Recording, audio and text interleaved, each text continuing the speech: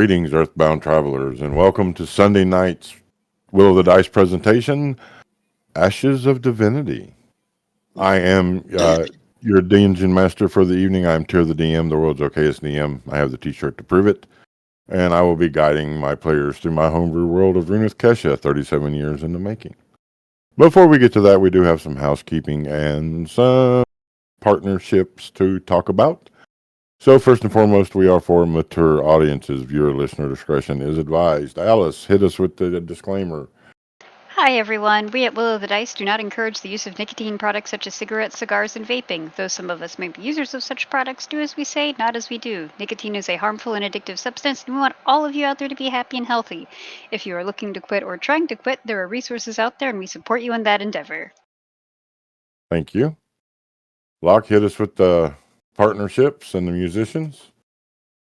Greetings, gamers! I'm Locke Clark, and I'm going to take a moment and talk to you first about our musicians, those wonderful and talented people who provide the music for our show. They give us permission to use their songs, and we take those and we make the highs feel higher and the lows feel lower and bring everyone in a deep, big, immersive hug to let you feel all that role-play goodness. And tonight, those musicians are Michael Gelfie, Kevin MacLeod, Jeff Farber, Dwyer Gar, our very own Patrick Taylor, thanks Peculiar Patrick wherever you are, and doing our theme song, our very own Ames. I hope I pointed in the right direction. Anyway, we'd also like to take a moment and thank our partners in this endeavor. First up is Red Panda Dice and Delights, fine makers of quality dice for all your dicing needs. When you buy Red Panda Dice, they come with a cute little red panda face right there on the natural 20 side of the D20 and the 6 side of the D6. So when you roll that critical hit, or you get that max damage, you get a cute little red panda staring back up at you going, you get them right in the spleen. Why does the panda sound like that? I don't know, but it does, and you like it. So to get your very own dice or a plushie like this guy who's wearing a hoodie, that hoodie has a pocket. You can put shit in that pocket. I'm not going to tell you what to put in there because I'm not your mom. So to get your very own dice or plushie, head over to redpandadice.com and tell them Tyr sent you. Next up, we have our other partner, Stalwart Makery. Stalwart Makery makes high-quality wooden gaming accessories like the dice trays being Vanna Whited for you by Ames and Christina. They're great. When you roll in a Stalwart dice tray, you roll with authority. I've been rolling in mine since season 1. We all roll in Stalwart trays, and they are awesome. I personally endorse this product. Head over to Stalwart Makery, get your own dice tray, or maybe get yourself like a custom DM screen like the one Tyr has. You can see that in person if you're going to a Catacon. Get to see it, envy it, be jealous of it, want one of your very own. Head over to stalwartmakery.com and check them out. And while you're click-clacking around the internet, head over to our website, grab yourself a t-shirt or a hoodie of your very own with some of the artwork from our amazing artists who have made art for our campaigns over the years, like Costworks or InSketch or our very own Cat Bat. The buying character art and wearing it on your chest is a way to say which cast member you love the most. So go get yourself a nice Karak or an Atreus or a Laz or maybe even a Calibran. Isn't that sexy? Yeah. So do that. And then check out what Catbat's got to say about their stuff, because it's cool too. Guys, so me and my husband Chris are part of Catbat. We essentially try to create a combination of art and games put together. Our main product is a kit that is meant to get you into D&D, Pathfinder, something of that sort.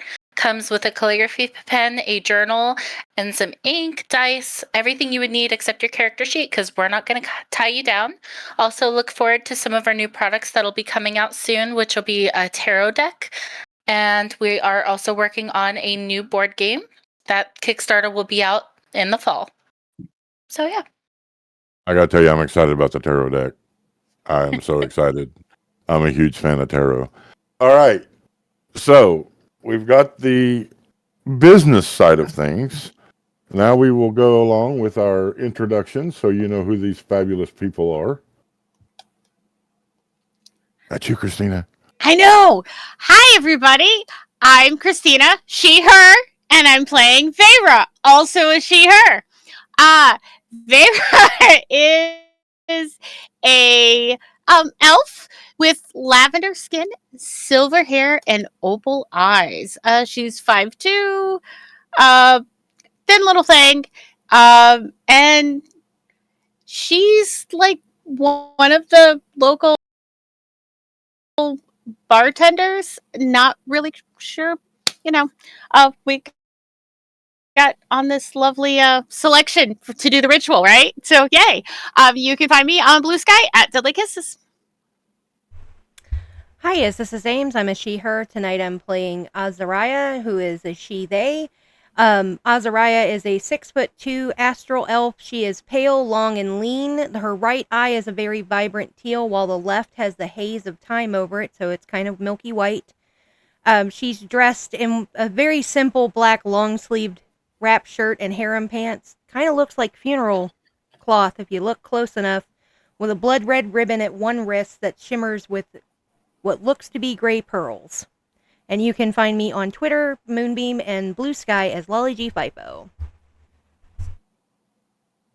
Hi, I'm Chris. So my wife talked a little bit earlier. It's Catbat, but I am a he, him, and as well as my character Opus. Opus is a tiny little 2-foot kobold. He loves chemicals, loves grabbing alchemy. He also has 2 friends with him, Ropus and Minkus.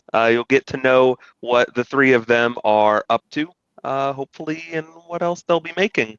You can find me, same place as Catbat, on Facebook. Hey guys, as I said, I'm Casey from Catbat. I am playing a 3-foot-tall black spicy cat, or tabaxi. She is going to be a cleric, so she's focused on healing. She is just a kid, though. She's about 15 years old, so her priorities are a little bit different than everybody else's. She very much likes cookies. If you guys did not see from last session, I highly recommend you guys go check that out afterwards. Yeah, and that is a she, her. And you can find me on Facebook, and we're also going to be at local events like a catacon, and we're doing a mini-con coming up soon. Hi everyone, I'm Blue, he, she. I'm going to be playing Illuminated tonight, who is a she, they. She's a human barbarian, fairly athletic frame, kind of short, but she can still pack a punch. She's dressed in some casual road leathers, maybe a little bit of fur on them. She's got a big sword on her back. Oh, and she has bright blue eyes and dark hair with a blue streak going through it. And you can find me on Instagram at @TheDarlingBlue. Hi everyone, I'm Alice, the voice of Lenore. I am a she, her. Lenore is a she, they. Lenore is a 5'8" Harangon with flippity floppity ears in the color style of a black fire rabbit. You should go look that up on Google Images. It's really cool. They're very Halloweeny and I like them a lot. She's a ranger who, for the most part, has been helping out with caravans or hunting parties or people scavenging for resources, both edible and non-edible. And you can find me on Twitter, Tumblr, Blue Sky, and Instagram at Captain Cuppycake. Greetings, gamers! I yet remain Lot Clark because I wasn't given any other choice. And tonight I am playing Kagan Thord. Kagan is a turtle with mottled gray skin. He's got some red spotting on his limbs. He wears I should say his shell is spiky in nature. He wears a sort of very almost fancily patterned surcoat with no sleeves. He's got serpenty-looking tattoos running down his arms, and wears a jingasa, which is a Japanese-style conical hat. He's got green eyes when they're not covered with red spectacles, and he's 6'3". And you can find me all over the social medias at Lock Unruly. That's Lock with an H. Awesome. Now we get to the most important part. Tonight's safe word is Rosebud. If for any reason the situation becomes too intense and you need the scene to stop, use the safe word. We will go straight to break, discuss the situation, and return if we can. If we can't, it's okay. Because I want my players to be happy and healthy as I make their characters' lives a living hell. With that being said, are there any last requests? Not the face. Not the flippity floppity ears. You got it, pals. I never like that. I like it when he does that. Yeah, no. No. No. When What? last we left our party, they had arose from rubble and debris, no memories of past lives or things in general. Time went on. They each found their place in the world after the cataclysm. They all came together on the celebration, the Day of Sky and Sand, a beautiful celebration of peace between two entities. They were randomly selected to travel into the tunnels below to the memorial for those that did not make it to lay the memorial offerings on the ground. But yet something strange happened on their way to that. Each one in turn was told to look behind the roses. And lo and behold, they were able to find a beautiful tilework mosaic of roses behind the memorial stone. Further investigation revealed a secret trigger that opened it up, where they found 7 thrones, 1 glowing, 1 crushed, and a crystal heart that was beating. Some of these individuals touched that crystal heart and had very disturbing visions before the heart shattered. But everyone in the end knew that something maniacal, menacing, and dangerous was headed towards the town of Anvil Hold where they were. And that, my friends, is where we continue our story. And this is where we determine, have you been forsaken to the will of the dice? You all are standing in the... Sorry, that's loud. There we go. Music bot knew who dis. Okay, so you all are standing in this throne room, for lack of a better description, this circular room with the thrones. The one no longer glowing. The shards of crystal on the ground around you, and a feeling of dread slowly building inside of you. What would you like to do, my players? Rufus, give me that crystal. I want to use that. And then I would like Ropus to try to gather up the pieces of the shattered crystal heart. Roll a d20. 15. You're able to get 5 pieces. Thank you. Minkus. Oh, there you are. Open. We got stuff. Open. And I'm going to put it in Minkus. Alrighty. I'm not really sure, but I think whatever it is coming this way, and my concern is going to be for everybody else in this place. Good one, everyone. The question is, does it come for us? Or is it coming for these? And I point at where the crystal had been. Roll an insight check. Whatever. Kagan. I'd like a piece of that action as well. I'm sorry, but you didn't touch the crystal. Oh, good point. But, yeah, Oz would like it as well, because, you know. Yeah. Go ahead. You always did touch the crystal. That's a 16 plus 6 is to a 22. 22. 23? Oz'zariah. 23. Vega. 19 plus 7, 26. All right. You all know for certain it's coming for you. It's coming for all of you. And it wants you dead. We need to go. You just don't know why. I think we need to leave the town. They're more in Yes, danger with us here. It would be safer Next. for town if we are not here. Nyx is Agreed. going to reach into her bag and stress eat a cookie. Alrighty. To go, "Nom, nom, nom, nom, nom, nom, nom." We'll be stronger all together. We should stay close. More people generally better. I agree. Hmm. Oh, Ropus agrees, and so does Minkus. With the realization that this thing is coming for all of us and, wanting us dead, is there any idea of, like, how soon, how fast? You think you have about 12 hours before it reaches Anvil Hold. Just want to look around and make sure there's not another exit other than the way we came in where the crowds are. Give me an investigation.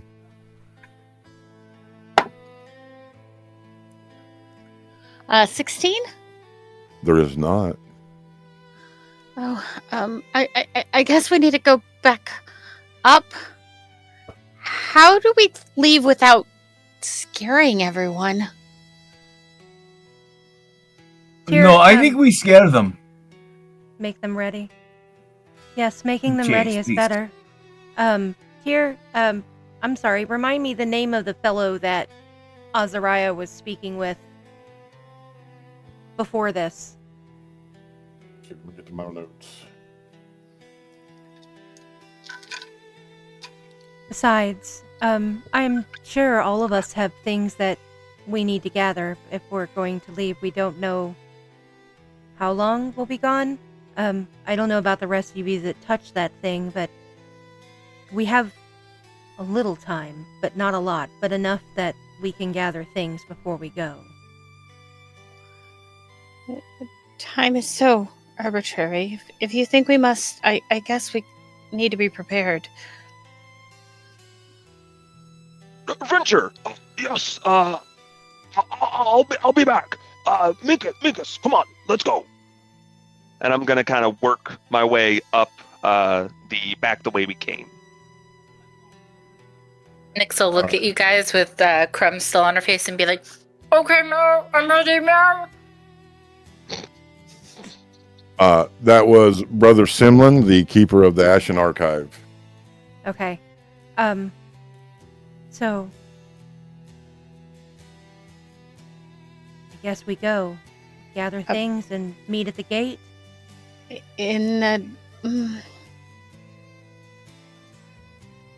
Quickly as possible is my suggestion. And to the next bell toll? So like less than an hour. That seems about right. These yes. should be sufficient. Yes. Tyr, just to make sure, because you've talked before about the world we're kind of in, the state of it. Time has much less of a meaning. Is there still a bell tower that tolls hourly or? Okay. There's not. Okay. So there's not necessarily a city-wide standard of time because it doesn't really flow. Okay. Right. So just quickly as possible. Everybody gather what you need and meet at the gate.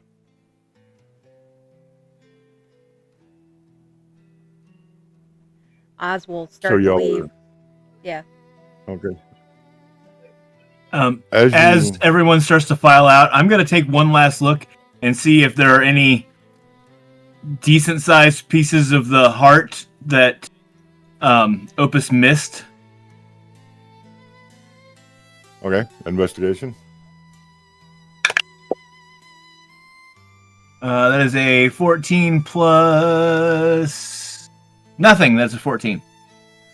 So there was only 5 larger pieces of the heart. Everything else was turned into dust when it crashed and shattered.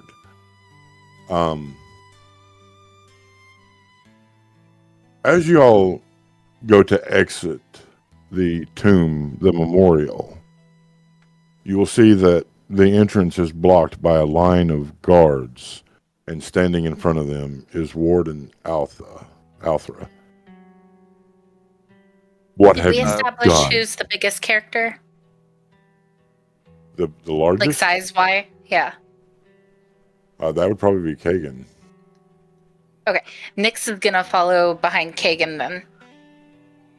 I think Opus would have been leaving first, if I was understanding kind of general Correct. gist. So Opus would kind of go, Oh, excuse me. I need to prepare. I need to prepare. Excuse me. What did you all do? Well, there's stuff. There's a lot of things. What do you mean do? What do you mean? What did we do? We opened this vault. Not here. That's You what opened we the did. vault. You see it. Oz is literally still standing in the doorway to this vault. Yes. And now you standing here is keeping us from what we must do, which is leave, because something is coming. If you really want to know. Me standing here is what's keeping a mob of angry people from tearing you limb from limb. There's a lot of calamity. There's a lot of calamity. The forges have turned white hot, melting anvils and tools. The food has soured and produced flies and maggots. The world has become even darker than when the cataclysm came, and everyone thinks it's you. I am going to take you into custody. She does air quotes. Get you to the guardhouse, and then we can discuss you safe. I need to get the stuff back in my laboratory. Can we stop by, please, Minkus? No. Uh, We've got to go straight to the guardhouse. Can you send guards to get our Please, meow. things? I don't know. We'll see. Let's get to the guardhouse first. how close is the guardhouse to? Do I know where the guardhouse is? Yeah, most people that were familiar with the town would know that the guardhouse is on the other side of the city. Okay. It's sort of off to itself. It's surrounded by the training grounds of the city for the guard. So, I would like to send Minkus to the Opus's lab. okay. So Opus will kind of look down at Minkus and be like, Minkus, I need all of the bottles, all of the reagents, anything that can fit. and you hear a little squeak of the hinges, and he hobbles off. Or at least that's what he would try to do. Oz'zariah is just gonna sigh. It's just like, fine, but we need to go now. Sooner Yes, is better than let's. later. The guards will part, two of them stepping out to begin the detail, allowing you to file in between the others on either side of you. The warden taking the position at the back. Vera's still in the back room, like in that room with where the heart was. Okay. Aren't you trying to hide? No, she's just standing there as far as anyone can tell until they approach her. And then they'll just see her like gently rocking and muttering to herself. If Oz'zariah looked back, would she notice? Make a perception check. Okay. New character, not quite sure about my perception. Yeah, that's a 26. Yes. She's gonna just be like, one moment. She's gonna step back. Like, if she has to, she's gonna try to slide around, Alvera? Vera? No, the guard's name, Oh, because you said she was at the back. Althra. Alpha. Althra. if she has to, she's gonna kind of basically try to slide around her and step over to Vera. Poppet, we must go. He knows where we're at. He knows where we're at. We can't escape. They'll be in danger. We can't go with them. We can't. It's not safe. It's not safe. It's not safe. It'll be okay. She's gonna reach down and she's just gonna hold her. She's gonna bend down. She's gonna kind of take a squat down and reach a hand out to you. Just take my hand, Poppet. It'll be fine. She'll tentatively take it, and you can feel her like visibly shaking, like she's trembling, basically. Does it feel too much? This isn't. I don't think I should be. This isn't safe. This isn't safe. This isn't safe. I understand. Is this causing suffering? She's gonna look up at you for a second and go, "We shall cause pain if we're not alone." And then go back, "This isn't safe. This isn't safe. This isn't safe." Tyr, if you'll allow it, Oz'zariah is going to try to use her key to just remove for theatric purposes, a small bit of the suffering to try to bring Vera down just a little. Almost like calm emotions. Muted. You're muted.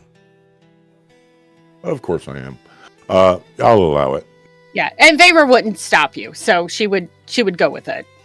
So while you have your hand in hers, Oz'zariah is just going to reach forward. She's going to put a hand against one cheek and tilt your face up. Poppet, would you like me to take a mote of suffering?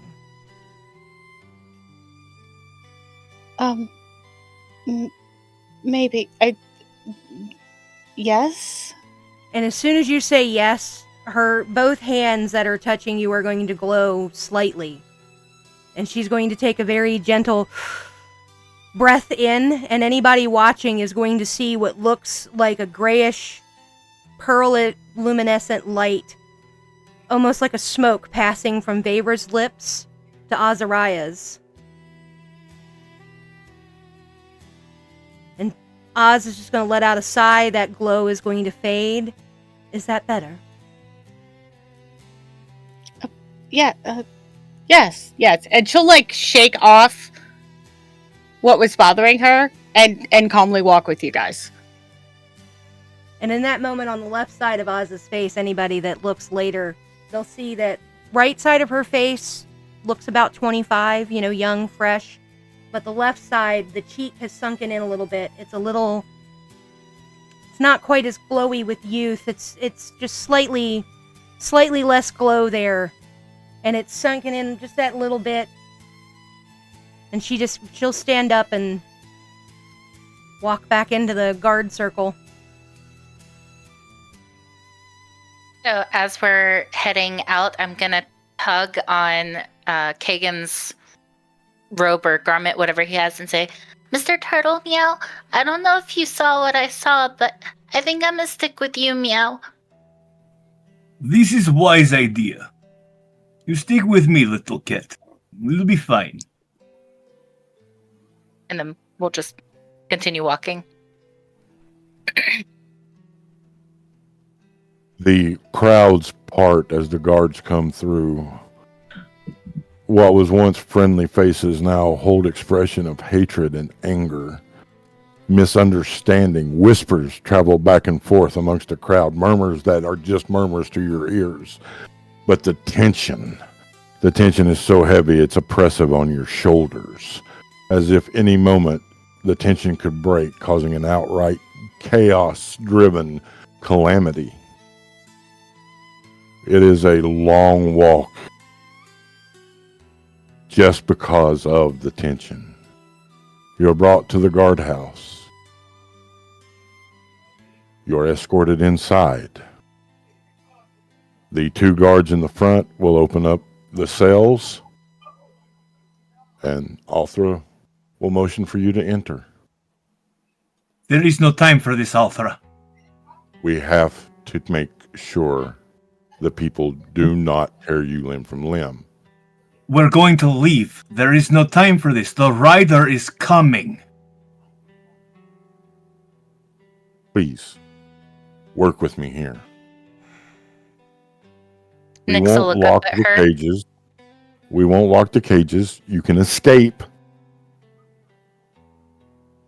Nyx Go will ahead, look up at Tracy. her with really wide eyes and be like, "Do you really think they would be mad at us, Meow?"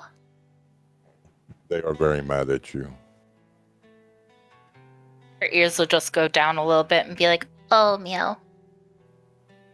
And can I look at Althra and, like, at a glance, see that we can still trust her? Like, Make an insight check. okay. That is 15.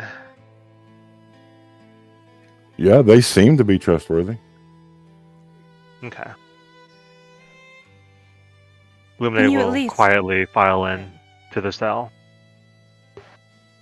Can you at least summon Brother Simeon? Yes, I will summon Brother Simeon. Oh, before you leave, Althra, here. I reach into my satchel and I pull out a bound stack of books. I found these for you. One, The Broken and Reforged, The Links in the Chain, is action story. Revenge, Betrayal, was pretty good. Sanguine Blade is a character study about two people who are not good people, but better together. Briars and Feathers is poetry book, and finally I found a copy of Death's Kiss 2, The Pulse of the Mountains. I thought you would like.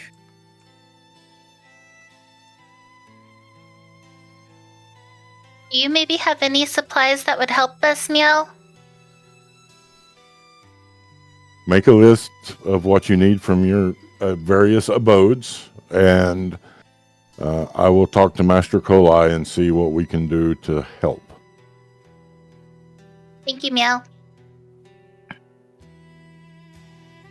Althra, listen to me. We all heard the calling. We heard voice call out to us, beckon us to look behind the mosaic. We found thrones in crystal. We are chosen by something. Whatever is happening is important. It is also dangerous, and we must get out of your town before the rider come. They'll shake their head in acknowledgement. And I step into the cell.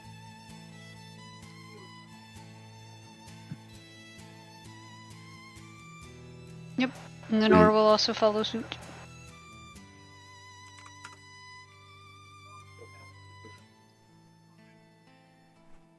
What about the They rest were- of you? They will go in and sit in a corner. Oz will go in.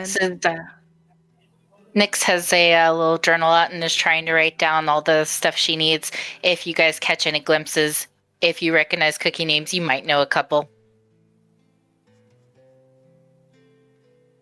Opus would have kind of walked in and just looked kind of like as if he's looking at the door, waiting for something. It's taking forever. Please, Opus, enter the cell.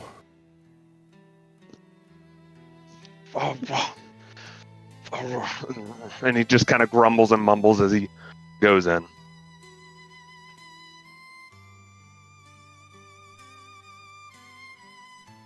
As you all enter, true to her word, she does not lock the doors, though she closes them. Things are about to get really intense. She dismisses the guards so that she's the only one there.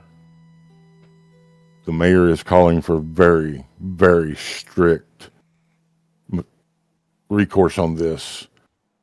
We are going to begin the quarantines to separate people, to try to find if there's any here that are witchy or causing this. After that, he plans to declare martial law And at dawn, the gates are going to be sealed permanently. No one can enter, no one can leave. You've got 8 hours to get out of here without getting killed. So we need our supplies quickly so we can leave. We have You may 12 have to hours get them before the yourself. rider comes. And you better hope he comes after us like we expect him to.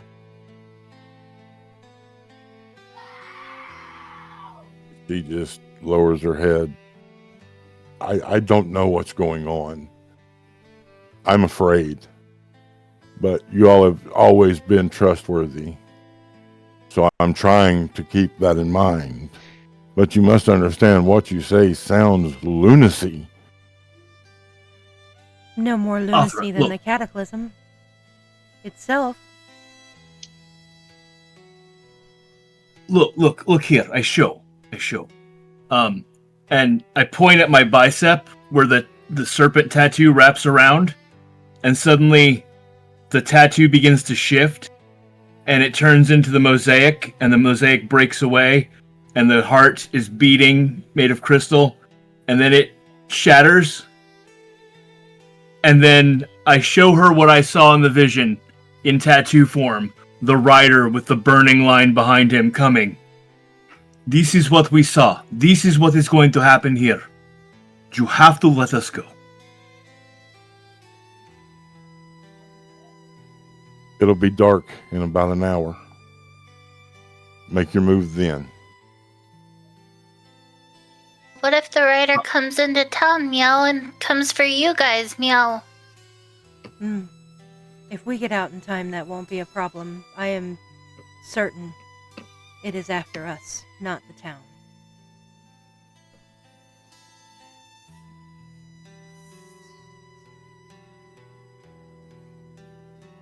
Hey, Tyr. Yeah.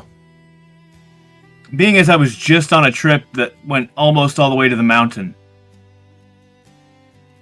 do I know of any,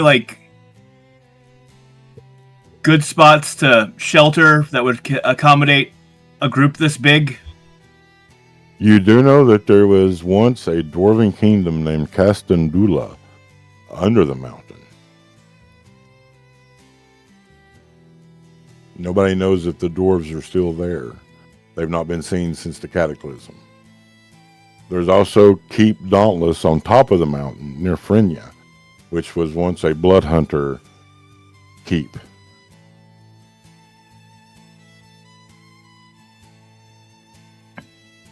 I turn, sort of away from the front of the cell, because I don't want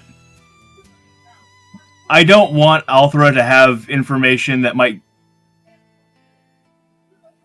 get her in trouble later, and I whisper to the group, if we get out, we head for a mountain. There is old dwarven city under mountain. Good stronghold. Don't know if anyone lives there now, but sturdy protections, probably lots of leftover weapons. Or on top of mountain there is the old keep from blood hunters. Dauntless. Either way, mountain is good, strong place to go. Nyx, being from Al Harafa, you know that if you all get to where you all parked, you could steal a sand skiff and make good time. So, where I come from, meow, there's maybe a vehicle we could use, meow. But also, and I will pull out the list that I kind of haphazardly scribbled. It's got 4 different cookies on it, but it also has healing potions, some bandages, and if you can read it. And I'll hand it to her and be like, but this would still be helpful, meow. He will take the list.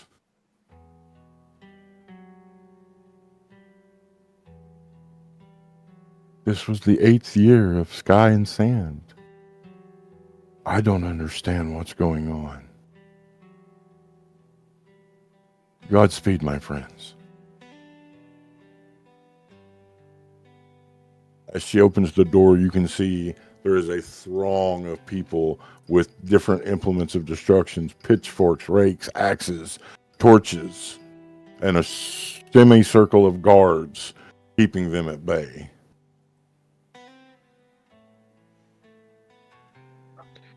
This is, like you said, we noticed, like, as in they're leaving the building and we happen to see it past them. Right. Okay. Yeah. When the door closes or, starts swinging back and forth, well, I should ask, was Opus able to see Minkus by any chance? He was not. So Opus just kind of says, Minkus! Oh, all my potions and all leathers and all my tincture. We have to find Minkus. There is a knock beneath your feet, Opus. Hello? I kind of back up a little bit. Do I see like a handle or something? Just stone. Minkus? The knock comes again. Rufus, find a hold. And I'm gonna try to, see if I can find anything strange about the floor, I guess, below me. Make an investigation check, Opus. I am backing away from that spot. Oh my god. Okay, well, I got a nat 1, but with being, investigation, goes up to a 6. It's just a stone as far as you can tell. Did any of the rest of us hear the knocking, or we just see Yes. Opus reacting? You all hear the knock. Okay. Veyra's gonna crawl over there and try to knock back. Okay. When you hello? knock- Lift the stone! Do you think I'm a giant? Let me see. She'll back away. Lumine walks over to try and find purchase for her hands on the stone. Give me an investigation check. Alright, that will be... Oh, 6. Okay, can I look now that I've seen Lumine look? Yeah. Okay. While all this nonsense is going on. Oh no, Lenore's- there's nothing. That was no. 6. I also got a 6. No! Oh, Lord. Well, while all this nonsense is going on, Lenore's just going to look around the group and go, "Did any of you happen to catch the smell of the rotting food and the sound of the buzz flying? Flies buzzing, sorry."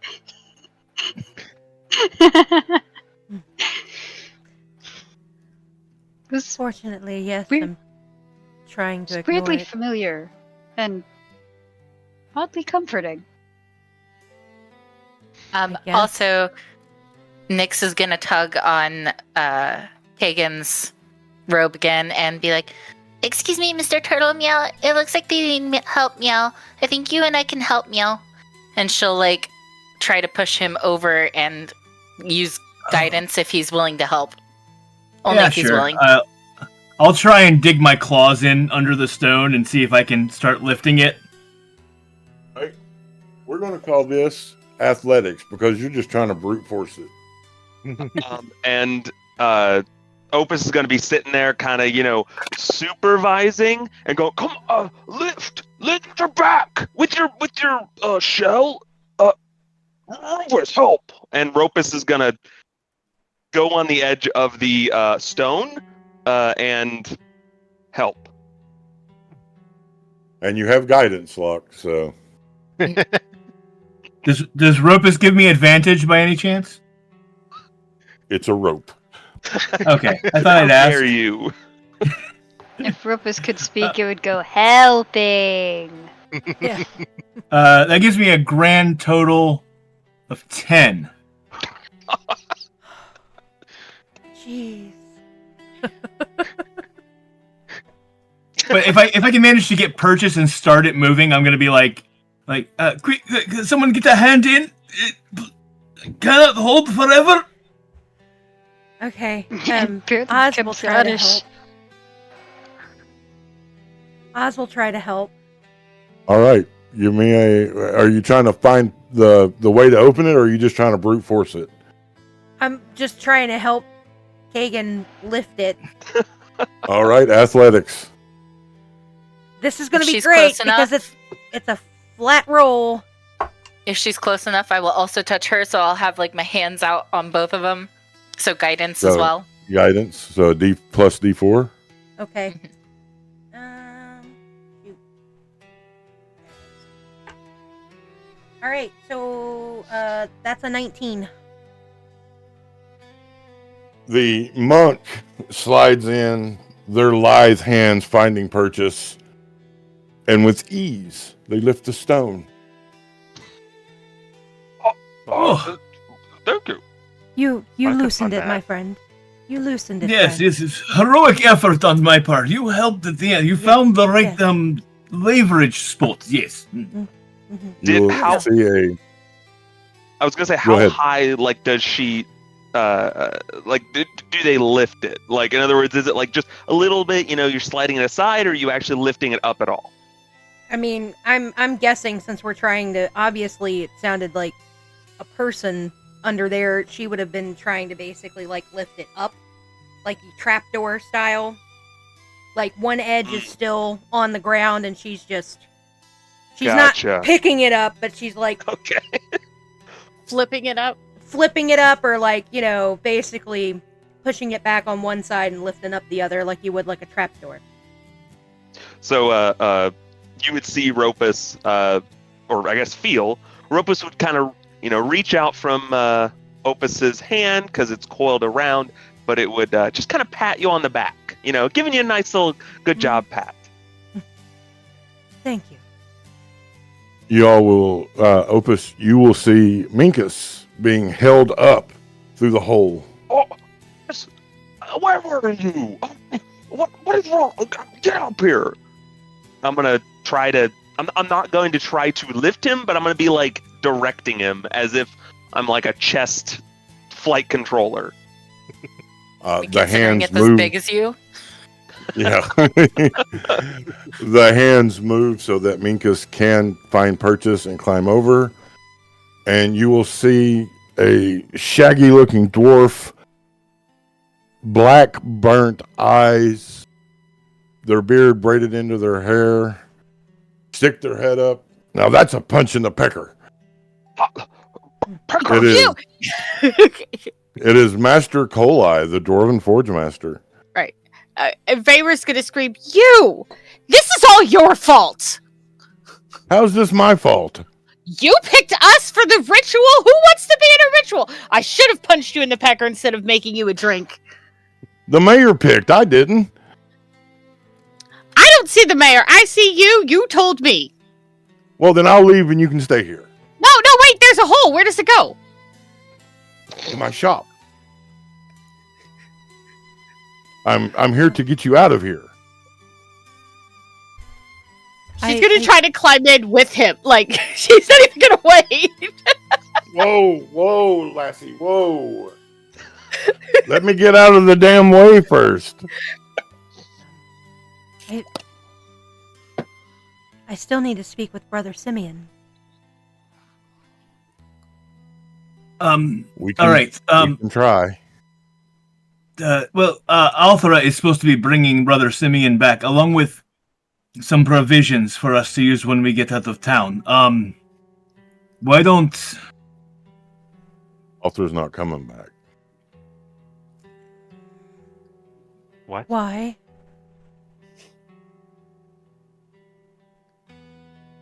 He will grow very quiet and very solemn.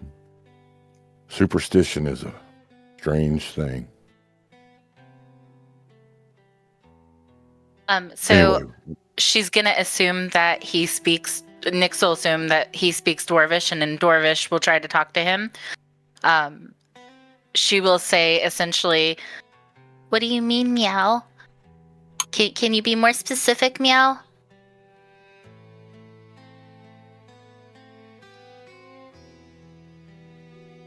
Let's just say that she's alive. He's answering you in common. Okay. But not in the best of shape. Has he moved enough for Vayra to get in there? Because she's going to be trying to force herself until he moves out of the way. She's not He has staying in the not. cell. She's not He has staying not. in the cell. She's doing everything she can to get out of the cell. He will finally turn a little bit so you're able to wiggle down into the hole. Look, we got to get you all out of here. All right. So, sorry, go ahead. No, I was just gonna say, all right, let's go. Everyone in the hole. You're the only one keeping me out of the way. Do I need a puncher pecker? Move! He will climb up out of the hole so that you all can go in. So still in Dwarvish, she's gonna still talk to him and say, "Excuse me, Meow. Can you get a message, Meow, to Al-Hafar, Meow?" I can try. What's the message? He answers in Dwarven. We would need a skiffy, Meow. Well, there's some parked on the edge of the sea. Worst case, steal it. That's mean, Meow. And she'll say that in common. Well, your choices are do that, face the desert on foot, or whatever y'all are talking about coming. We'll just get everybody. She'll look down and ponder a little bit. Anyway, into the hole. Into the hole. Yep, Does Just the like hole- a burrow. Does Woo. the hole go to any more than one direction? No. Okay, because Vayra would have just kept going once she got in the hole until she either reaches like a diversion or an end. She's just going. It opens into a cavern. It's not like huge. It's about 30 foot wide. The ceiling is about 20 foot tall. There is a rope ladder to descend down to the floor. Is it lit up, the cavern? Softly. There's a soft blue haze that makes you able to see, not perfectly well, but enough to navigate.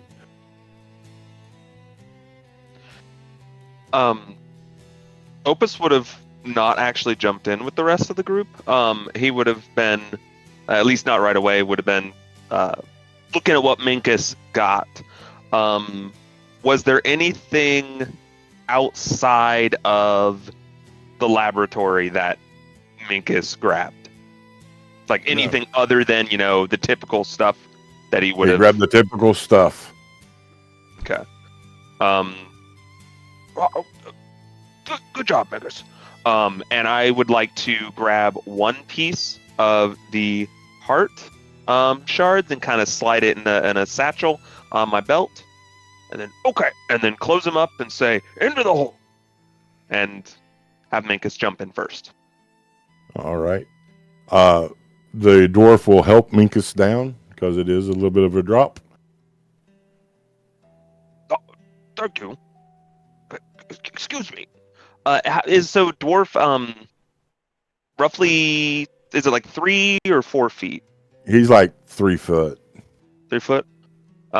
Okay, then yeah, Opus would kind of hop in after.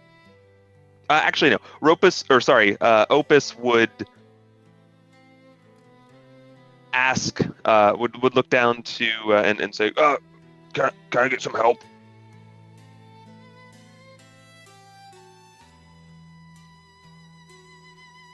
Of course. Is Come anybody here. going to help? I just grab Opus by the scruff, or like I guess the spines on the back of the thing, and just lift him up and set him down into the hole. What?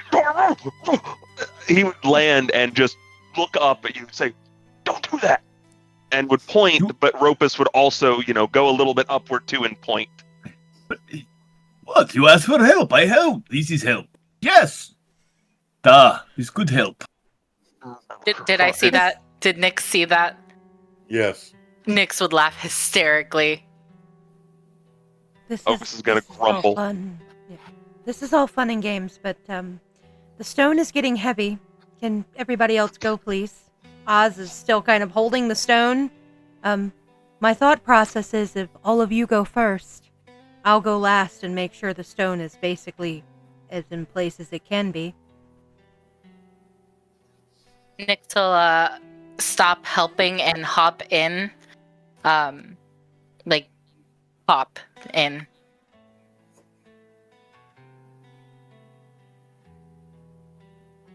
Luminate will be second to last and help lower the stone back into place with her own strength. Lighten the burden a little bit.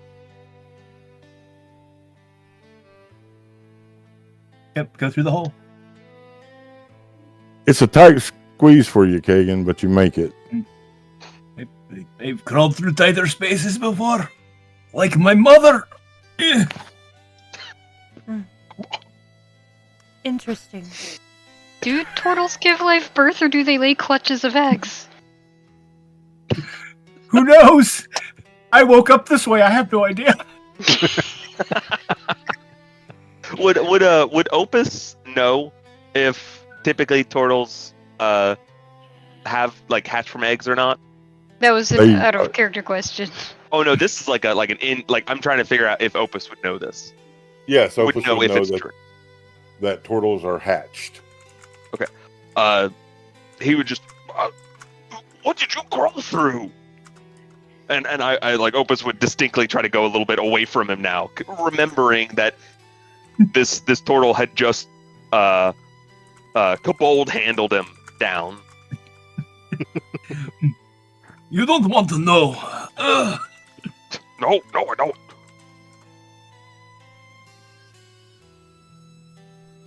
So do y'all go down the rope ladder? Yes. I guess if it's the only way to go. How far You all down is the get- drop? It's about 5 feet. Let me rephrase that. It appears to be about 5 feet, but there is a rope ladder. Yeah, I'd probably use the rope ladder. That's a bit much. Those of you that take the rope ladder will notice that you travel about 30 feet.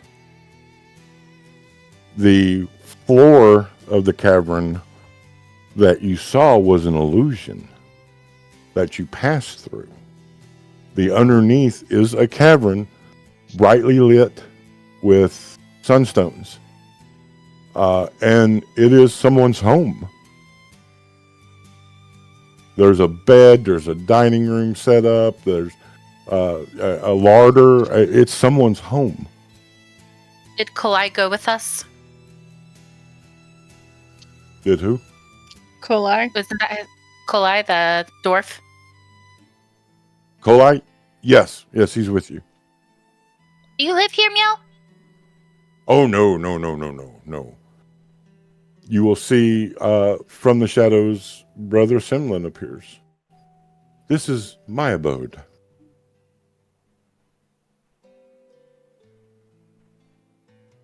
Yeah, Oz. Go ahead. No, go on, because you want to talk to him.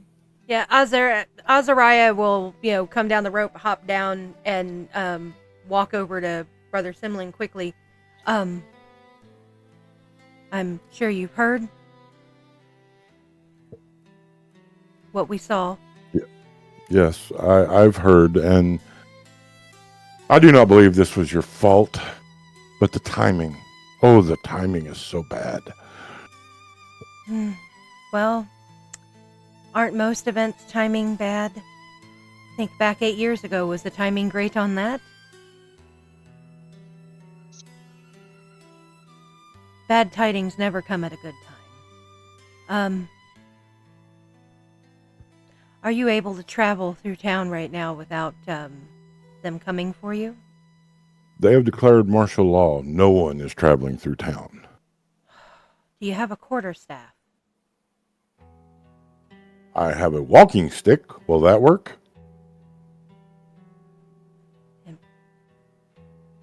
But if you need it, It's decoration. because all of my things are, well, in my home.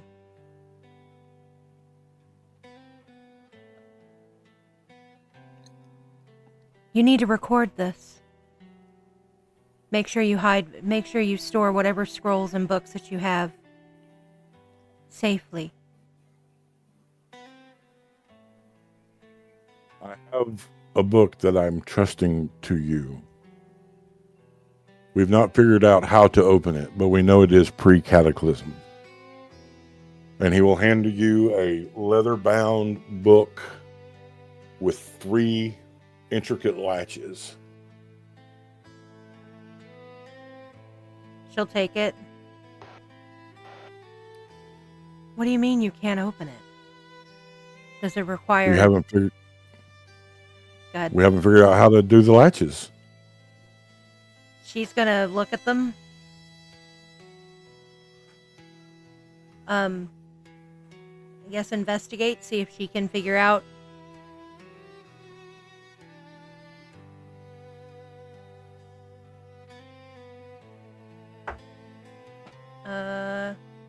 18 plus 3, 21. You have no clue. Is there any writing on the outside of it? Nope. Okay. Koli will speak, clear his throat. Look, I don't know what you all stirred up, but it's the kind of thing you don't leave twice from. So, I thought we were going to your workshop. I mean, it's great that Simeon's here and Oz got to see them, but we need out. I know that's where we're going. She's just gonna look at him like, well, duh, and like move along. He can't see your facial expression. I know. She's aware he's blind, but she's frustrated at this point.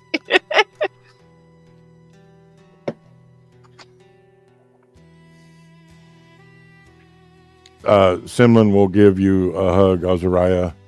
I will miss our talks. Hopefully we'll see each other again. Keep an open mind. He will Keep the He will scrolls. step back. I will. And he will step back so that you all may leave. All right, everyone. Once we are out of the tunnel, we in shop. We are going to make straight for where skiffs are. We need to be quiet, and we need to move fast. Right. Everyone understand? Mm-hmm. Yes. All right, let's go.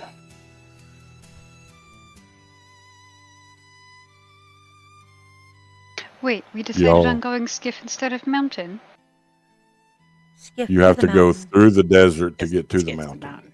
Oh, okay. That was not elaborated before. I'm Is- sorry. Was that above table or below or on table? That's above table. I thought I showed you all maps. If I didn't, I'm sorry. But Anvil Hold is next to the Sea of Solace, which is next to the Ragnarkarn Mountains. Okay. And the Sea of And the Sea of Solace, Solace despite its is- name, is a desert. Yes.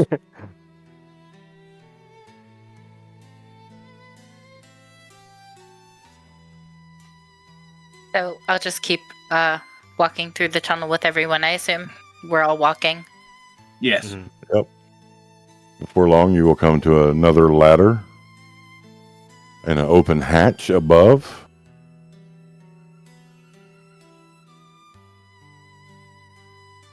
I'll go up first and make sure that it's safe, and then help everyone up and out. All right. You are in the blacksmith's shop. It is warm. The anvil you see is just misfigured from the white flame that still burns. Excuse me. I would like to walk over to the flame and see, basically examine it. I want to see if I can figure out what's happening with these coals or whatever fuel source that's being used. When you get within 10 feet, you'll take 6 points of fire damage. The heat is so powerful. I'm gonna, like almost as if I feel like I'm on fire. I'm gonna brush it aside. You said 1d6? No, 6 points. 6 points. Okay, gotcha. Do we see any finished weapons about? Yeah. Can we take some of these to defend ourselves? Of course. What do you need? I don't, a couple of daggers, a spear, maybe a staff, I guess, if you have it. You don't know what you use? Think. Any of those I use. I don't know what they use. He will hand you a couple of daggers from behind the counter and motion. There's a spear on the wall. Right, yep, she'll start grabbing stuff and suiting up. Nyx is going to pull out her sensor, which is in the shape of a cat bell, and say, I just use this, meow. I have That's everything I fine need. craftsmanship. Do the rest of you need anything? Staff of any kind, finished or non, is fine. I have my wood carver's tools. I can finish it on the way. He will feel around behind the counter and hand you a staff. It is beautifully carved with pictures of dwarven runes, hammers, bells.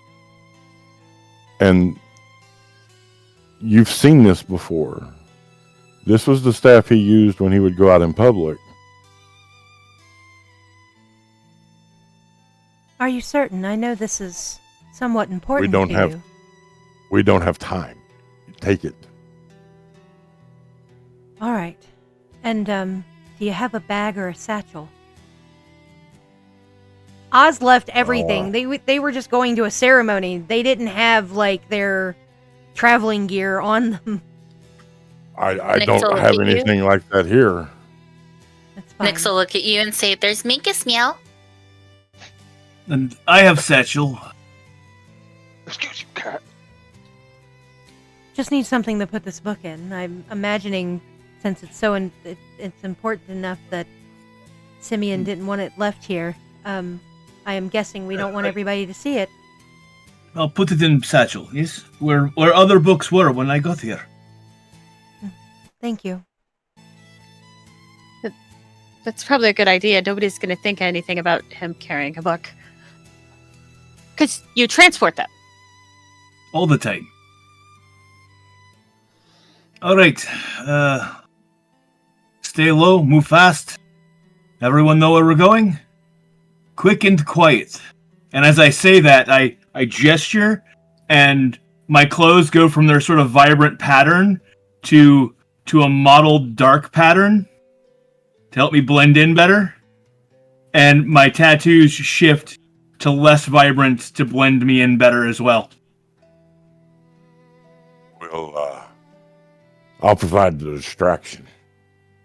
He pulls up a bottle of mead and pours it on himself. Oh, God. And goes ambling out,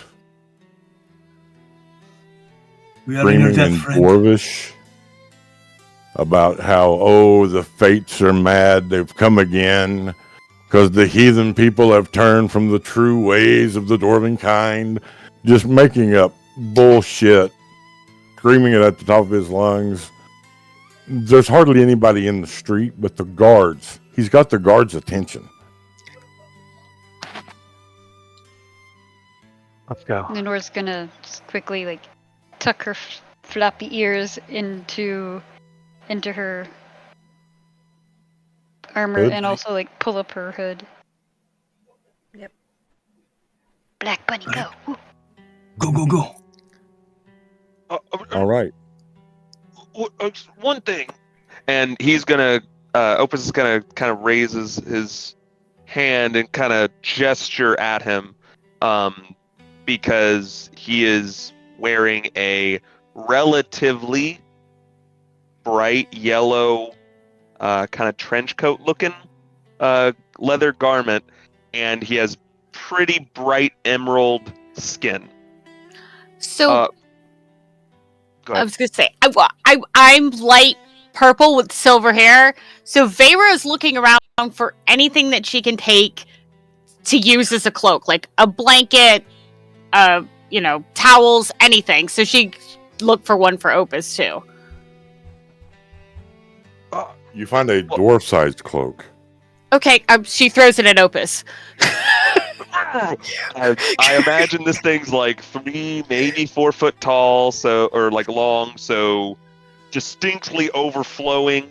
Looks like a child in their parents' like shirt. At least it's not yellow. And he takes it off and throws it aside, and just come here, and open. He kind of waves his hand to open it, and Opus is going to try to see if he can fit into Minkus. With the extra stuff that you gathered, I'm going to say no. I could get. Closes it. This time he actually uses his hands to close Minkus, and you hear a little bit of like a creak that almost sounds like a little bit of a whimper. Oh, sorry. Can I use one of the daggers to try to cut the end of the cloak to make it more Opus size? So that's what Vera's going to do. She's going to try to cut it down and like use it like a belt. Use the excess she cut off on the bottom like a belt and like tie you up like you tie a kid in a oversized Halloween costume. This will work. Yep, and that's exactly what he looks like, and he looks incredibly grumpy. While all this is happening, Nyx is gonna pull out the bottle of ink she's got in her bag and be like, "You can pour this on yourself, meow." No. And Vera will pour it on her hair. Oh my god! And it will ooze down, covering most of your hair. There's still some. I will modify the DC of your stealth checks for the homemade cloak idea and the ink hair. She's just muttering to herself in Draconic now. Don't worry, I it don't looks know if natural. I don't know if anyone else speaks Draconic, so. Oh wait, I do actually. Opus does. Okay. Yeah, so she's muttering to herself, "Don't glow, don't glow, don't glow, don't glow." Glow? And he's gonna say it in common. What glows? Nothing, of course. What nothing? What for nothing? And once again, muttering in kind of this, grumpy, disgruntled manner. Don't you have stuff in your Minkus, meow, to maybe make yourself invisible, meow? Of course. I would need time. Yeah, we don't have time. See.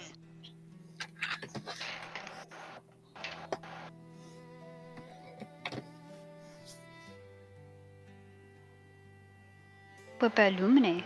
What Lumine doing? He's probably going to want to poke her head out a bit and try and get a feel for a good time for them to go. You stick your head out and you see these guards are gathered around Koli. And they are not happy. If we're going to go, we better go now. We can't keep dawdling. Okay. Let's go. So, first off, I need marching order. Woo! I'll take helm. I'll take first. Nyx is gonna be right behind Kagan. Lunar will Where's take Kagan? last. Feyre will follow Kagan will Lumine then. Sorry, what was that? Oh, I was gonna say you Feyre follow- will follow Lumine then. Opus would be very slow, and so if Lenore's trying to be last, then probably right in front of you. If you're not trying to be last, but just a little slow, then yeah, it might be the same. But I think in front of her. I think Kagan will be like middle-ish. Like I want to let the first group get out so I can keep an eye on them and trust the others to follow behind. So So then, like, Oz, are you in front of Kagan or behind me and Kagan? Probably behind because she's going to be watching the smaller of the ones that are behind. I mean, All the right, monk now can here- probably move the fastest with the fastest walking distance, but Now comes the fun part. I need everyone to make stealth checks. As this is a group stealth check, this is how I do it. I set my DC. I take all of your rolls, average them out, and see if it beats the DC. If it does, good. If it doesn't, bad. All right. Let me bring up my handy dandy calculator because I'm bad at math. I think Locke and I are going to help a lot based off of his reaction. don't count out the monk. Kagan. 26 with a natural 20. Nice. Lenore. Also 26 with a nat 20. Oh my god.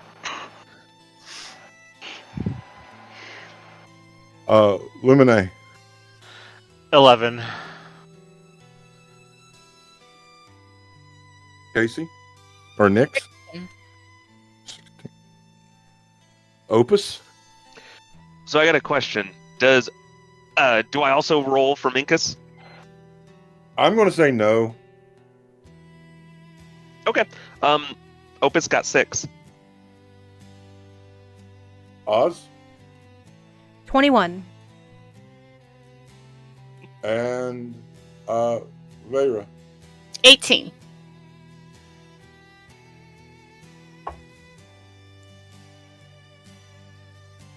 Oh boy. So we're going to take our break, and then you'll find out what happens. We're going to Ah, take, you I bet bastard. Opus is super You secret. beast! we're going to take 10 minutes, get our beverages of choice, our snickety snacks, and we'll be back.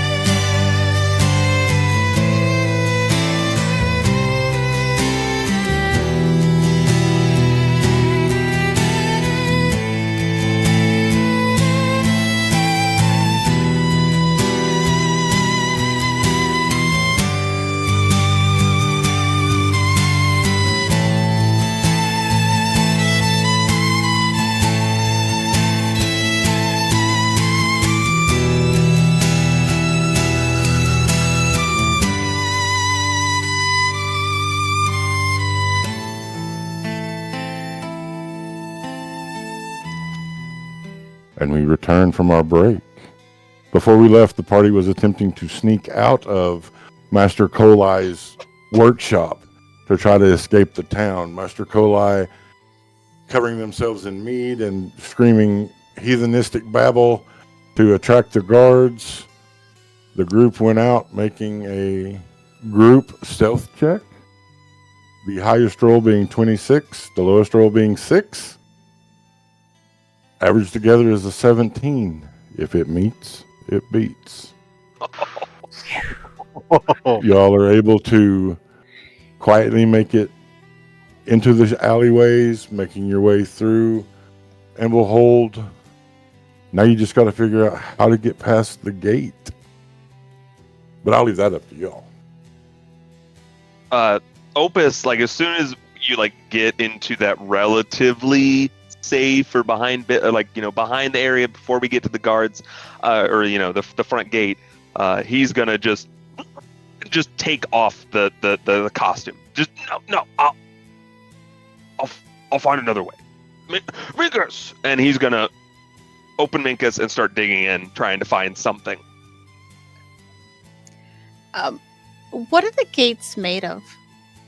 Metal? So, like, are they like solid metal, or are they like ornate? Oh no, they're solid metal. Okay. Nothing about the outside of Anvil Hold is ornate. It's all meant to keep people away. Is there a station with people that man the gate? Yes. Awesome. Are there any like cracks in the walls around us? No. Can I see, like, try to take a look and see what they're doing? They are standing beside the doors because the gates have normal sized doors to let people in and out of.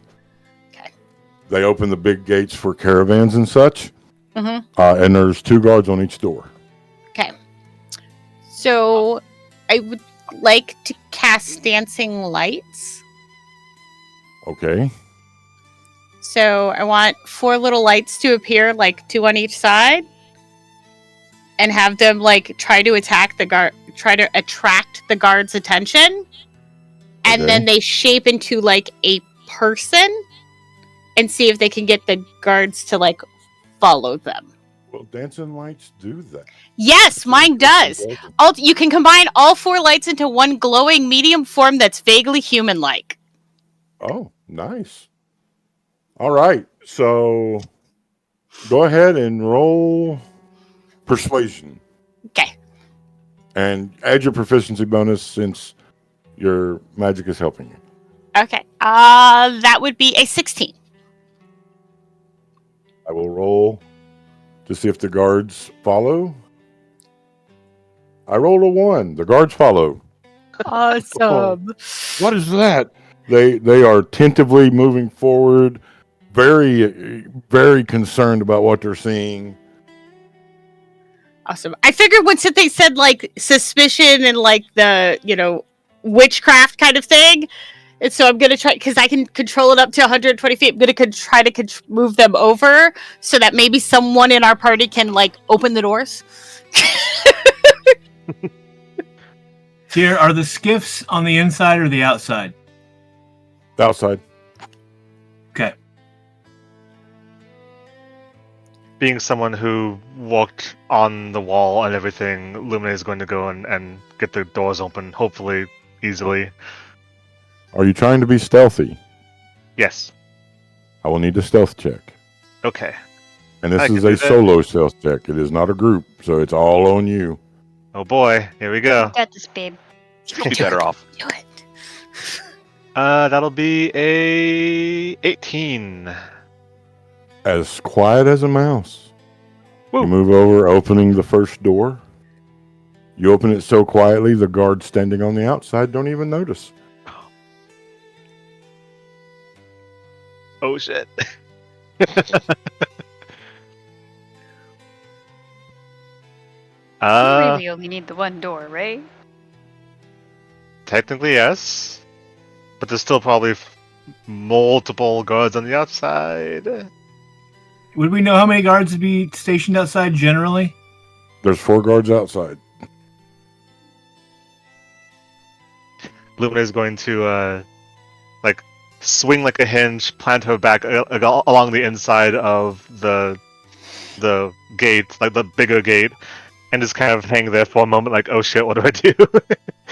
All right. I will stealthily move up to support Lumine. Make a stealth check.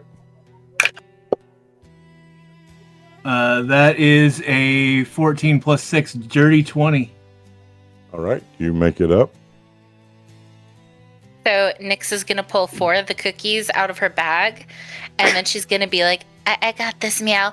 And then she's going to quietly walk out and go to each of the guards saying, you didn't see us, and then hand cookies and try to persuade them that they don't see us. Okay. That's one plan. How did you look as you passed the group?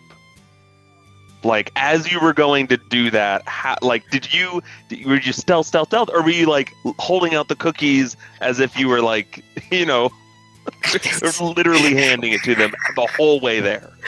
It would look like I am going to hand them to them.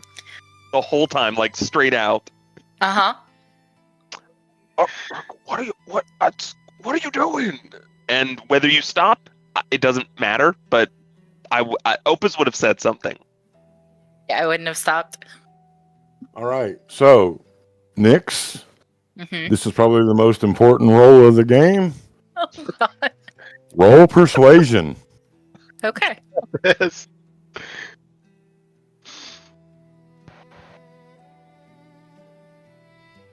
So that would be a 16. Going to roll. I got to get less than a 16. Oh, gosh. It's a flat roll. They're not that intelligent, so their insight is not that great.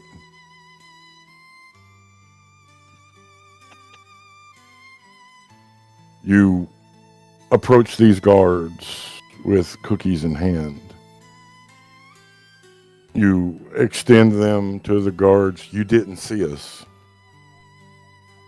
The guards look at you for a moment, hands tightening on weapons as their cold gaze works you over. 1 will take the cookie. 2 will take the cookie. 3 will take the cookie. 4 will take the cookie. Silly children's games. And they will eat the cookies. Okay. I will wave everyone through and say, all right, meow.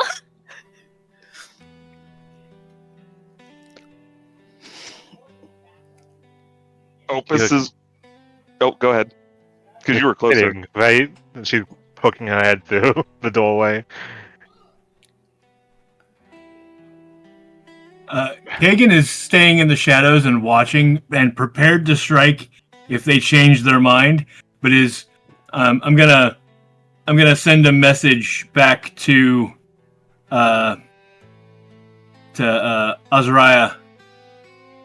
All right, bring everyone forward, quick and quiet. She's just gonna wave everybody. Like, Favor's gonna try to be last because she wants to hold this spell as long as she can. She can only hold it up to a minute, so she wants to try to hold it as long as she can before she drops it. Opus is, gonna kind of not waddle, but kind of, promptly just walk like, everyday stroll, and then go up to Nyx. Are you still near the guards right now? Or have you fully walked by? So depending on how they were, I assume I probably would have walked to each one of them, and then I would have walked back to the center towards the door, because I would have had to call you guys in. So I'm towards the door, the gate. Okay. Yeah, Opus would kind of, walk up with Minkus and be like, What kind of alchemical mastery is it? Can I have a cookie? What is in the cookie? What's in the cookie? Please? I told you they were deities, meow, and I'll go for one and give it to him. What? Ropus, have you ever? And I'm gonna start talking to Ropus about the cookie as I'm walking, a little bit past the group and through the gate. Seeing you and Nyx interact, the guards are a little curious, but really don't pay any heed at this moment. Illuminate just passes through, head down, just going. We can Say- we can discuss the virtues of cookies later. Let's go. Lenore's basically doing the same as Lumine. She's got her hood up. She's just like, go. Stick to the wall. You- Be quiet and careful. Not that they really have to sneak, but she's still gonna. The second most important role of the session will be done with judgment. My big chunky metal die. Were the guards properly informed of the prisoners?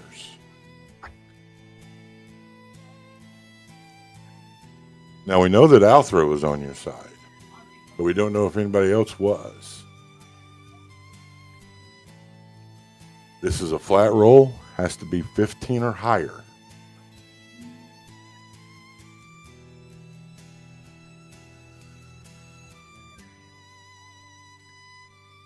As you all begin exiting through the doors, the guards will curiously watch you.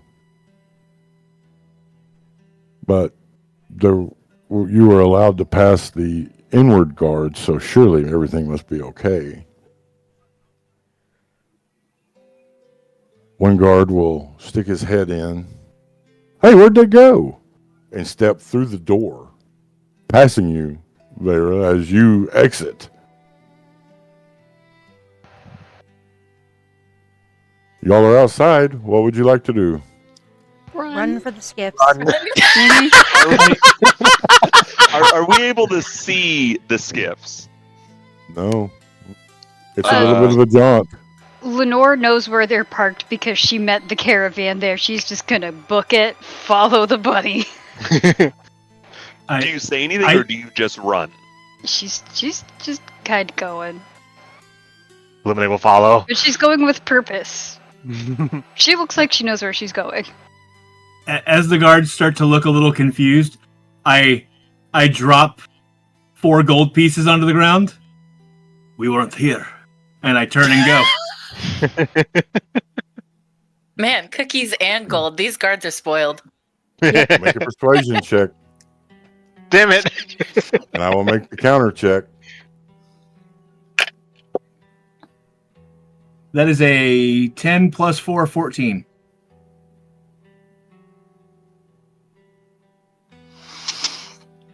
That is a 13. You beat it by 1 point.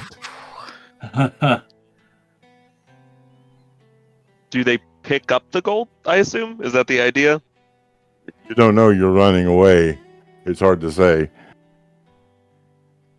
They don't follow. That's all we care about. They do not follow.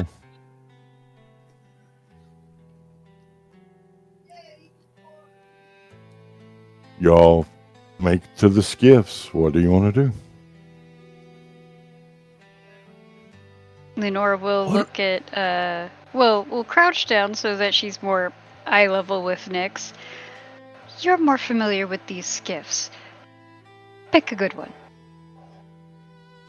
Nyx will go, eeny, meeny, meow, that one.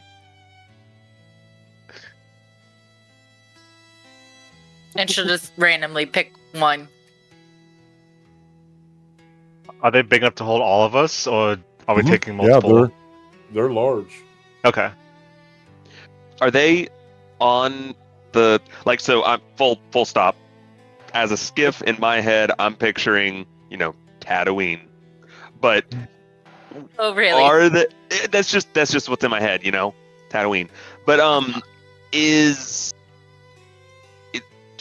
are they floating on or like above the ground? Are they on the ground? Do they have treads They have skis skis? Okay. and sails.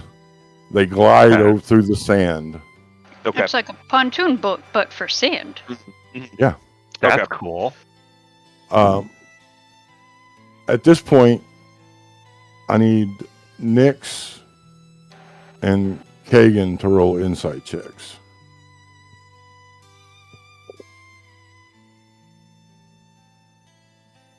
Uh, 14 plus 6 is a gentleman's 20. 7. You're too excited about cookies, but Kagan, you realize that the Sea of Solace is a very dangerous place, and that there's going to have to be one of 3 routes decided upon, as you have to enter into that travel lane fairly quickly. You have the burned path. It's faster, but crosses old battlegrounds. There's usually more monsters seen. You have the dune tunnels. It's slow, but good for avoiding sun and bad for navigation. And you have the Singing Sands. It's a forbidden place of holiness that people say others vanish when they enter, that the spirits there devour the living. Would Opus have any information on that, being that he would be venturing out in the surrounding areas, regularly for reagents and things like that? Make a history check. Can I also get in on that history check as a person that helped out people moving through areas? I'd also like to as well.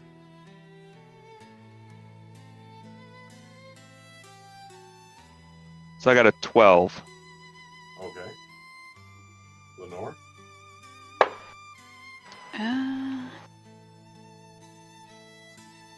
That would be a 7. Lemonade? 11.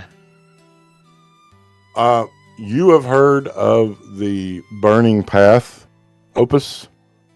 That's the one that's usually avoided. And you've heard of the tunnels. That's usually the safe route for experienced travelers. Would I know any, I'm going to be more focused on, resource gathering and potential any kind of trade networks or tiny little, tucked away people that may have stayed. Would I know of either one of those having that?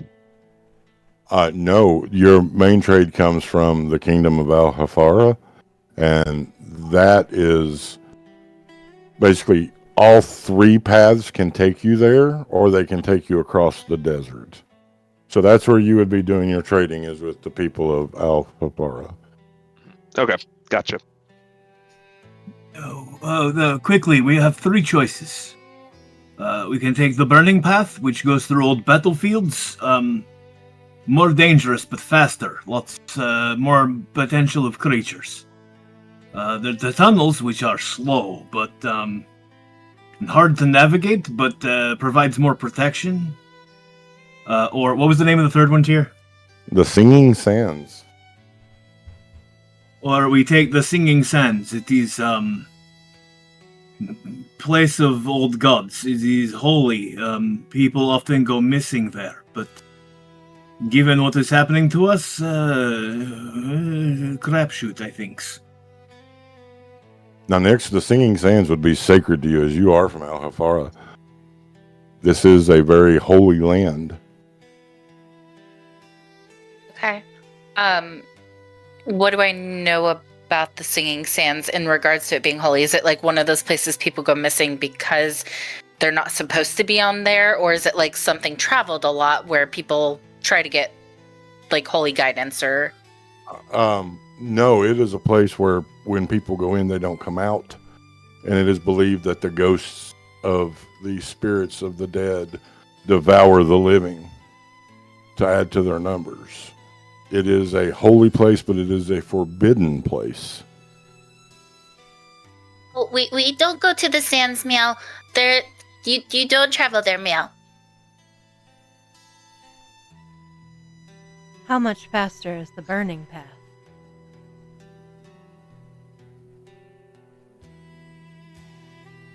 It'd save you a couple of days. I mean, The time one is or 2 of the days? essence.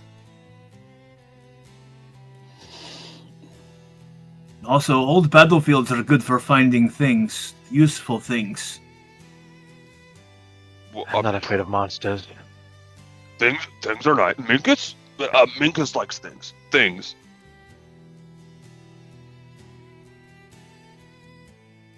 All right, we go by burning path then. Let's get Hi, underway. meow. Now this comes Hopefully to a less very burning. interesting point. Among all of you, there's only one person that knows how to operate a sand skiff, as they are strictly used by the people of Al-Hafara. So you're saying that the 15-year-old child knows how to drive? Yes. Do any of you know how to use this, meow? Yes. No. I can figure it out. I've only been passenger. I'm going to say that and start trying to, go to the front and hit buttons, kind of. How obvious is it that he doesn't know what he's doing? It's very obvious. He's in the wrong part of the ship and everything. So Nyx will just look and be like, okay, meow. I'll just drive. Buckle up, meow. All right, you tell us what to do, we do. I did, meow. Buckle up.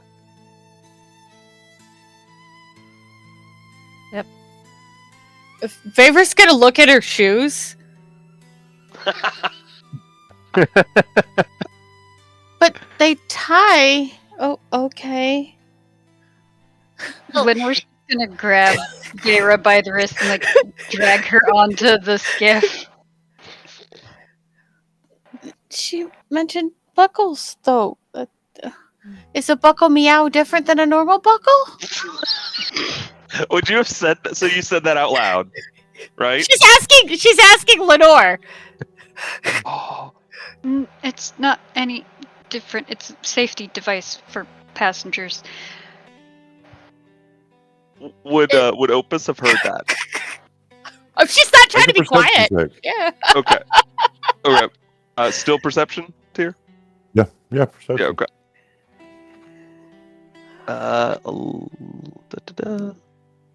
It's at 14. I'd say you heard it. Did I hear her say that? Yeah. I'm going to say everybody heard it. Opus kind of just goes, oh, that's a good point. Buckles, meow, and you're gonna hear Opus try to say meow, but in like a lot of different ways, like as if he's trying to think of what that word could mean. Yeah, Nyx will look back and be like, what's a buckle, meow meow? If you need any help with the ship, I will lend assistance. And Lumire's just gonna go sit somewhere. Oh, Lenore thank you, will meow. will hold up a hand of me too, and also take a seat. Thank you, meow. Yeah, Oz is already sitting. She just walked through all of that and just sat down. We really need to get going sooner rather than later. Yeah, so once everyone's seated, I will go ahead and start working the skiff, but it will be like a little bit haphazard and a little bit like reckless because I'm a kid and I really like to go near 'em, let's say. Roll a survival check. Oh god. All of us, or Casey? Just Nyx, the driver.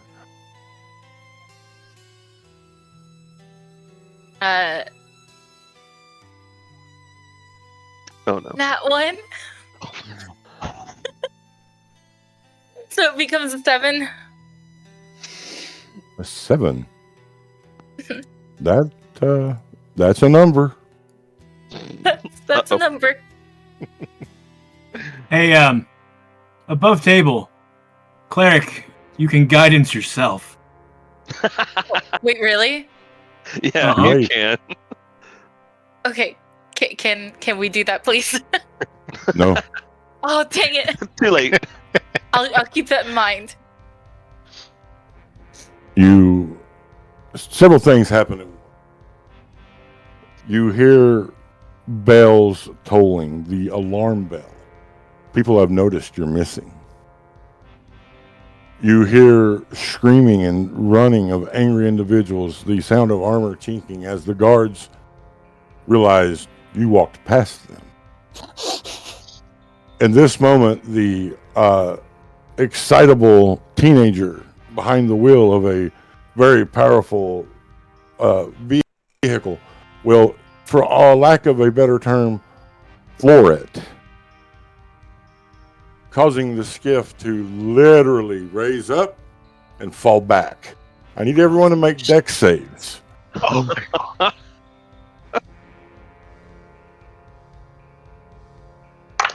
Oh, fuck. Okay. Kagan, Gentleman's 20. Lenore, 18. Sorry, my brain couldn't figure out what 6 times 3 was for a second. Lumine, 14. Nyx, Nat 20 plus 2, so 22. Opus, So Opus got a 6. And I does Minkus need to make this roll as well? yes, this row Minkus Okay, will need that's to what I make. thought. I just want to make sure. Okay. So, Minkus got a 10. And for side context, the strap-in Opus was sitting on Minkus, and Ropus was the seatbelt. Is basically what it was. Just saying. So,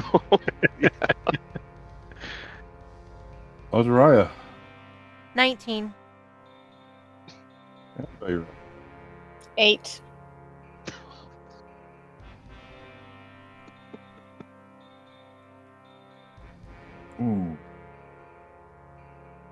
Opus, Vera, you take 11 hit points of damage. Not 111. There we go. Now, y'all have enough time to it's once more, if you heard.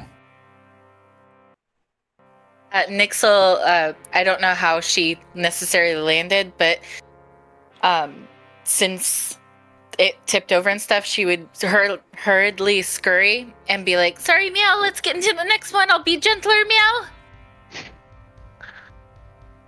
meow." Tyr, just in case this goes really poorly, since we can hear the guards coming, Kagan draws off of his belt what appears to be a hand crossbow with the prod folded back, and flicks his wrist forward, and the prod snaps out. In place of where the bolt should be, there's what looks like a wand, and he reaches up and pulls a crystal off of his shoulder harness, and sticks it into the side of the and takes aim at the path back behind them. Pray I don't have to use these. Go, go, go!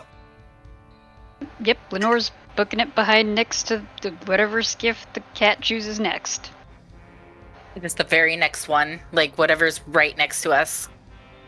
Yeah, I'm walking Oh, that way to jump on as well. Just okay, while so I'm aiming. we are getting off of the skiff was the idea, because it's fully Well, flipped. Got it. flipped.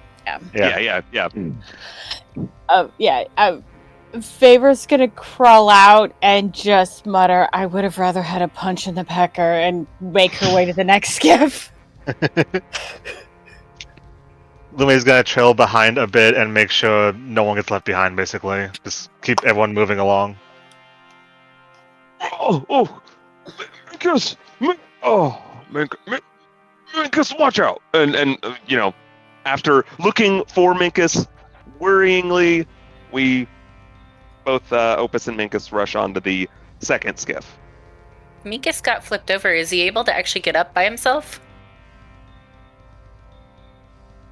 Good point. Okay, rewind tiny bit. Minkus, Minkus, and I'm gonna try to flip him over, dig him out, stuff like that. Go. Literally, I'll just tip him over. Okay. Thank you, pal, pal, old chapel. Let's go. And Yes, I'll come on. kind of shove Minkus a little bit along.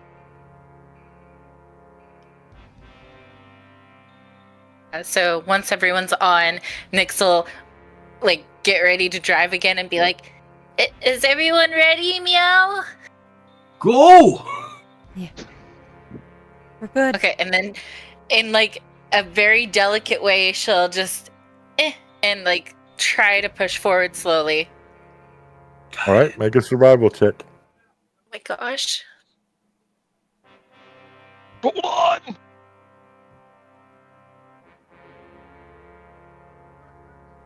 That is a 14. Y'all are underway, skimming across the sands of the Sea of Solace. There comes a volley of arrows. I'll be rolling with disadvantage because you are moving. But there is a potential for someone to take an arrow. Maybe even in the knee. No, I rolled 2 5s. Y'all are fine. And as you go skimming across the sand, we're going to take our last break. 10 minutes, our beverages of choice are stickety snacks, and we'll be back. Don't go nowhere.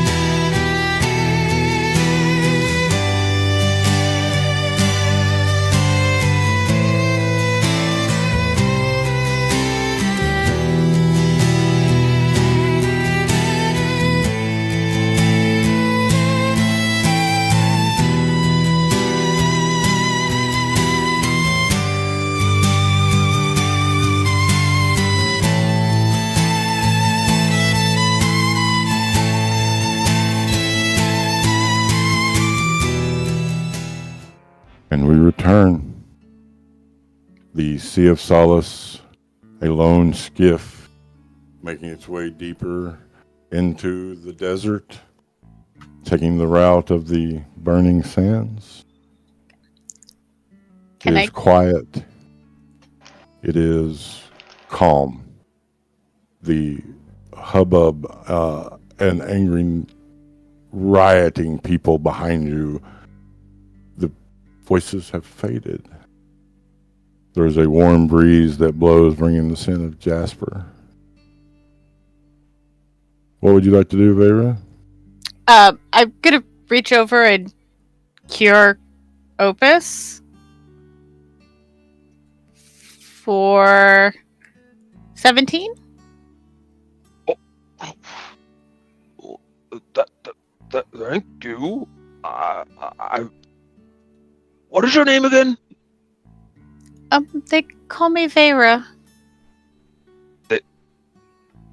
They call me Vera? But yeah, I mean, like, we woke up and then I didn't know who I was, and people started calling me Vera, so I guess my name is Vera. Varys. Okay, Varys. Thank you.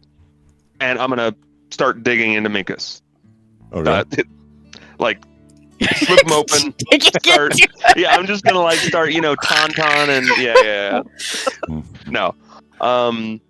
Are we? Is this this is above table? A long rest capable time period? Soon. You said soon? Soon, yes. Soon. Okay.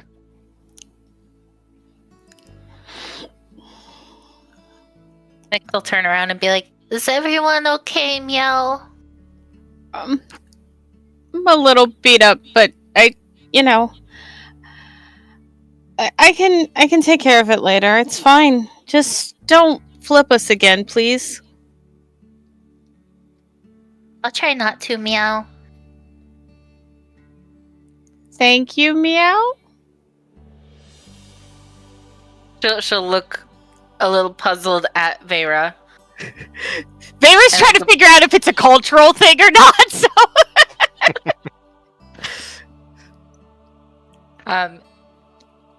Yeah, as far as you can tell, she does not understand when you guys reference Meow.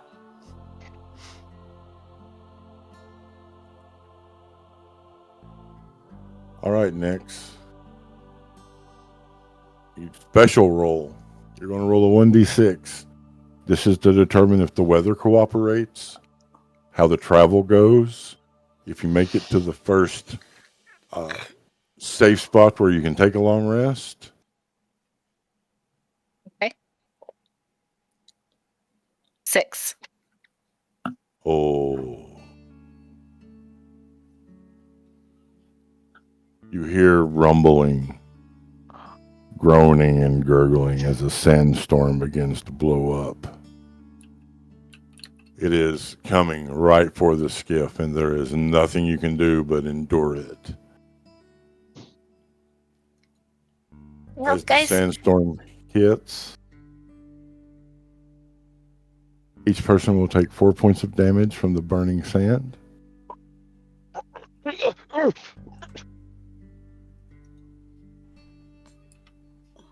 And Nix, you must make a survival check to stay on course with disadvantage. Is the skiff completely open, or is there a lower Yeah, deck? no, the skiff is completely open. There's no below deck. I'm just picturing the sand skiffs from Avatar: The Last Airbender. Same. Kinda. Yes. What'd you get, Nix? 12. All right, let me make note of that.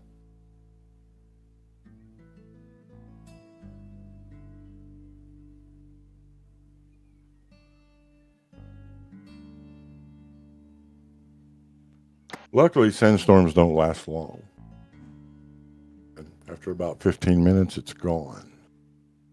But the horizon looks completely different, as it does after a sandstorm. You can only assume you're traveling in the right direction on the right lane. an assumption that will hold you until proven otherwise. What direction were we trying to go? You are trying to go northeast. Am I able to look up at the stars and see anything or sky? Is there stars or anything like that? There's no stars since the cataclysm.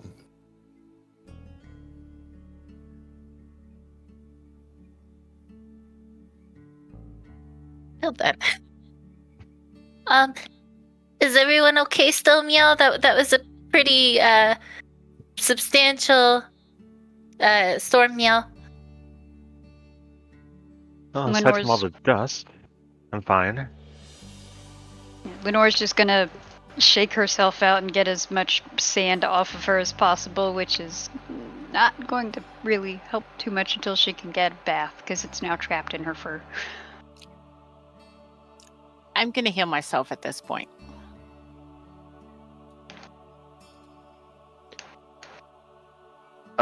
Opus will, Minkus, what did they do to you? And I'm gonna cast Mending on Minkus. Okay. It'll essentially appear like I pull out some of the various supply on my belt. Never really focused on it before, but surrounding on one of my sides, as well as kind of to the belt, there's bottles and pouches and little flasks that have all different things. I pull out one of them, it has like a thermometer, a couple other pieces, and I seem to work on Minkus's form. Okay. Kagan, I need a perception check.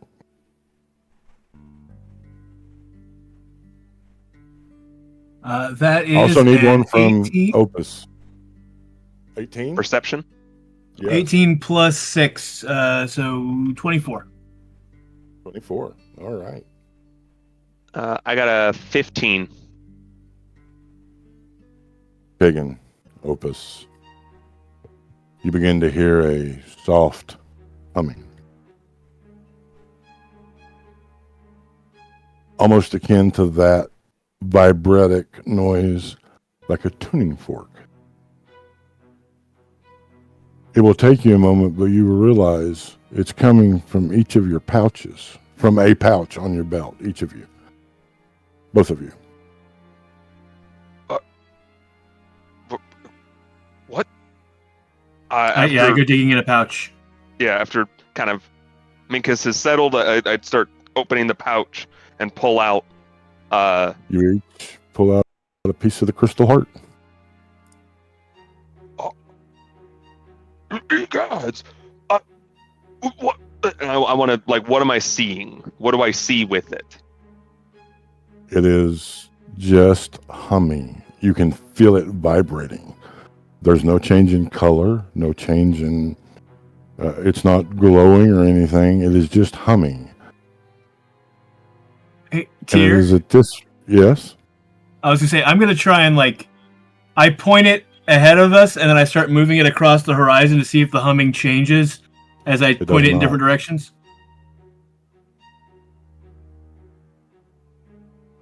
As the rest of you hear the humming and see them looking at the pieces of crystal, Nyx, your heart will sink. Your blood will run cold. Ahead of you, you see what is left of a great temple. It is only the single story. It is made of dark crystal, and it is the entrance into the forbidden way. You were blown off course, and now you are here among the singing sands. Meow, we shouldn't be here, Meow. There's nothing we can do about that now.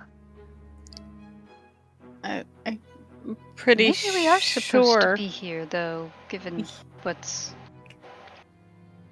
Agreed. I think the heart disagrees with you, and we should be here. It's forbidden, Meow. We're not supposed to be here, Meow. We're gonna get in so much trouble, Meow. With who? We're already wanted. And Do with I any know luck, who? with any luck, that trouble will also affect the person or thing that's following us. Very true. We were forbidden to go behind the wall in vault. We did this. Now we do this. We go where Crystal says go. Next, to answer your question, it would be Okay. the high rulers of Al-Hafara. This is forbidden. I'll never be able to go back home, meow. Well, I can't go back home, and neither can most of us, actually. I'm sure the cookies will forgive you. It's fine. Not about the cookies, meow. And she'll just reach in her bag, grab one, and just solemnly, bite one. I'd like to open up Minkus and see our go to the section with the other 4 pieces. Is it are they vibrating too, or humming? They are. Rather. They are humming.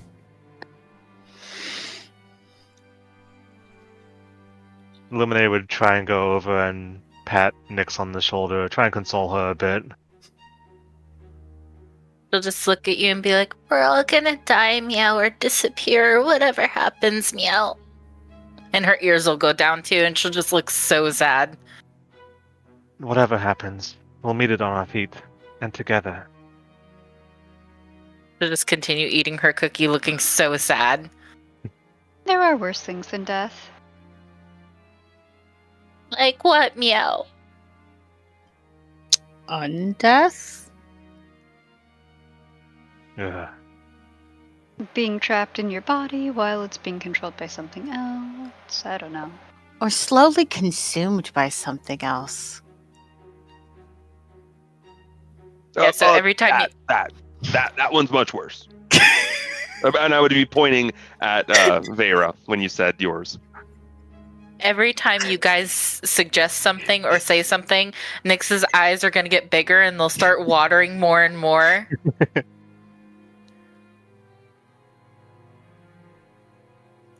Running out of cookies.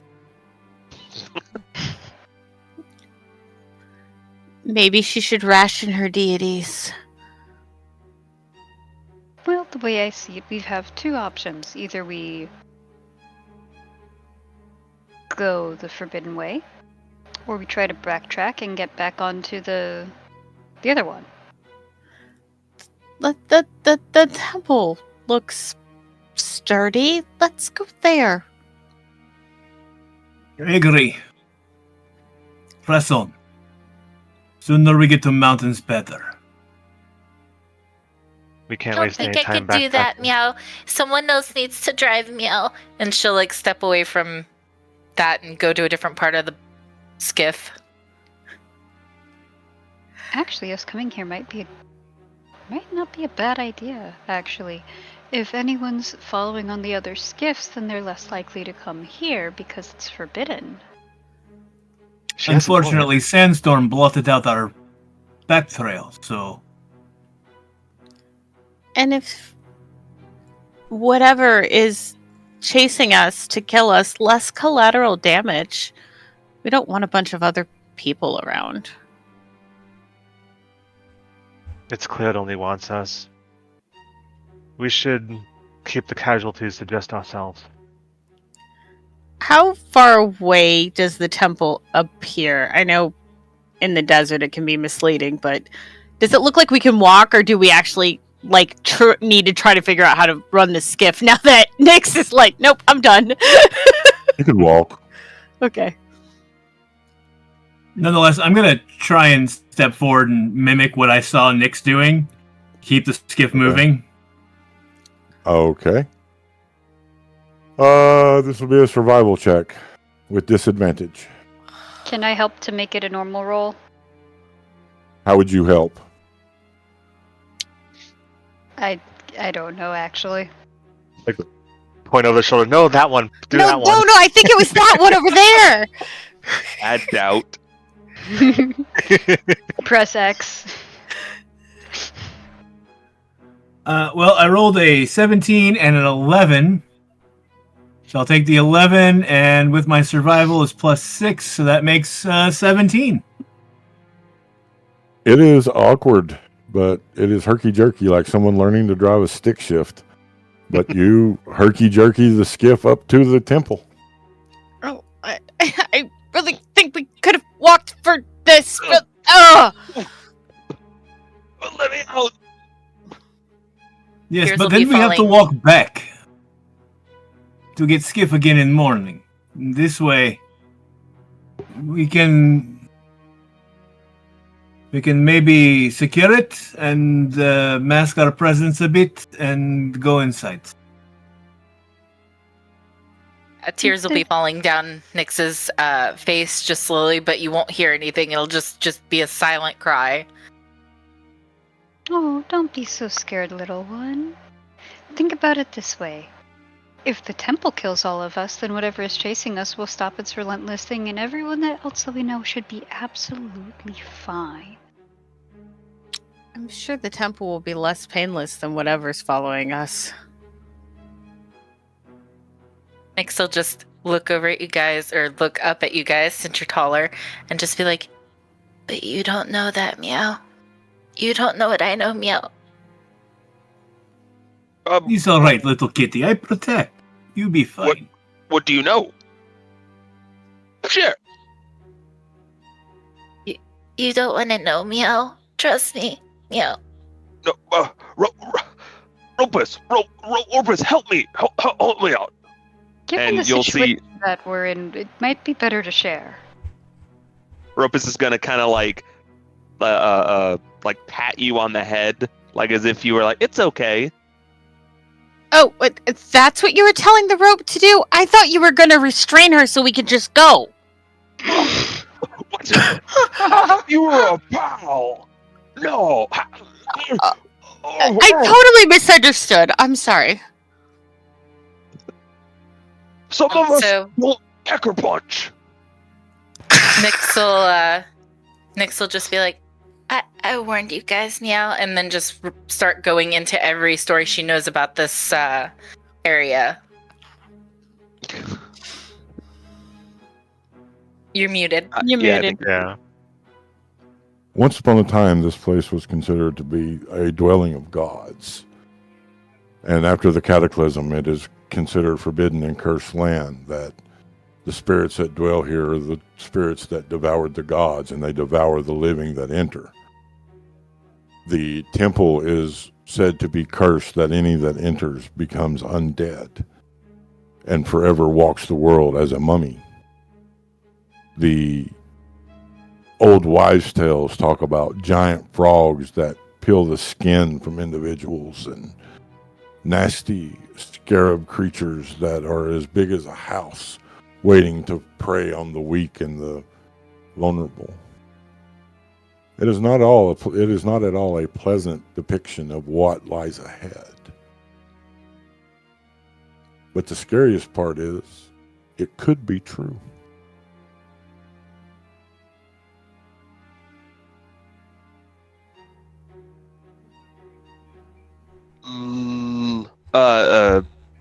Sorry, Opus kind of goes towards the center-ish of the groups. Camp. Let's make camp. Let's camp. We should get inside the walls first. Mm-hmm. In case It'll be another safer. sandstorm happens. Yeah, we don't want to be out here. Point. And the Opus is going to start walking towards the center as if, he came up with it. Hey, here. Yes. Looking around the area, is there any place where I can park the skiff so it's not so conspicuous? Maybe on the other side of the temple, but it all depends on what direction people's are traveling. All right, we'll chance it. We'll just leave it where it's at. Opus, as soon as your feet touch the sand, as you still have the crystals on you, the wind dies. Where once there was the endless hiss of shifting sands, now silence hangs thick in the air, unnatural and waiting. Before you, the sand begins to part, showing more of this too symmetrical to be natural slabs of pale stone that jut from the ground like broken fingers of a buried giant. Foreign glyphs worn smooth by centuries of wind-blown sand. You can see that once this was a grand structure. Now, half swallowed by the desert, the structure rises only enough to hint at a much larger complex below. What remains visible is a narrow archway flanked by statues of androgynous figures cloaked in swirling robes. Eyes covered, arms outstretched, palms open to the sun. Time and heat have melted part of their features, but the sense of peace and sorrow lingers. As you step closer, a breeze stirs, though no clouds stir above and no sun has shone since the cataclysm. The air is cool, impossibly so, and carries the faint scent of copper and myrrh. A carved phrase reveals itself just above the entrance in the tongue some of you instinctively recognize. In fact, all of you do. Those who walk the third wind must offer truth without voice. Beyond the threshold, darkness yawns, not empty, but listening.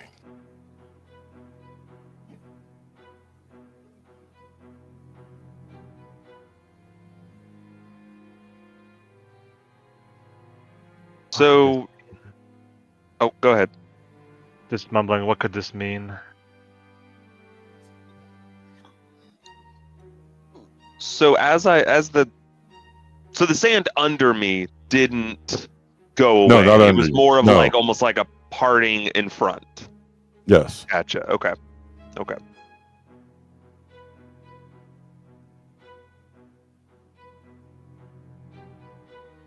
I would like to study the.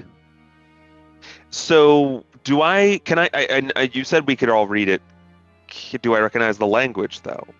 Do I know why I can read it? You don't. You don't recognize the language. It's just somehow you know what it says.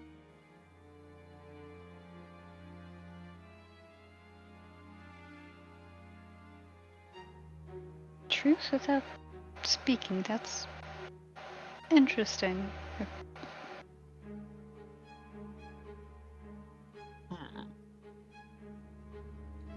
I would like to go. So it's an entryway, right? How high up is are the words? About 10 feet. Okay. I would like to cast detect magic, but I would like to cast it through Minkus. As you know, and have Minkus walk up to the threshold a little bit more. So Minkus is a familiar? Yeah. The homunculus servant. You can essentially cast that through. Yeah. The temple itself, the entirety of it, glows blue to Minkus.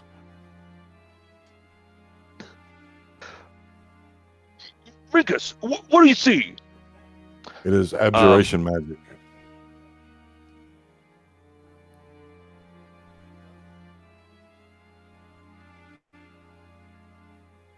I would start digging into the. I was at Minkus, excuse me, and I would start, rifling through the stuff that I have in the chest. Okay. And what are you looking for? I'm, in all honesty, Opus is just trying to think as he rifles. Okay. So if he's going to stop and rifle, Vera's just going to look at him and try to walk beyond. Okay. Yeah, it's like stopping in the middle of like an aisleway almost. He's like, oh, Yeah. hold on, and he just starts like, no. Right. She's going to treat you like that lady at Walmart that's in the middle of the aisle and just kind of walk around you. Exactly. Oz'zariah, Yes. these statues seem familiar. There's a strong familiarity with them. Something almost a kinship, but you cannot place it. It gnaws at the corners of your mind, but you cannot form thought to connect how you know them. You only know that you're doing a small sense of peace. She's gonna walk past whoever may be in front of her and go and look at one of the statues.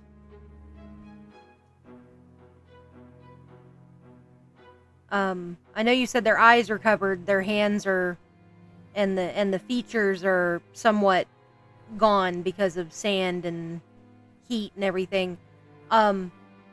Is there anything that, do they look anything like her? Like what features can be seen? Ears, cheeks, face shape? Make an investigation check. And the other thing she'd be looking for is there any writing or anything on them.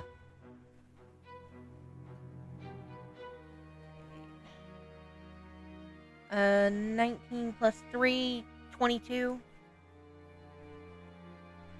Their features seem familiar, almost elvenish.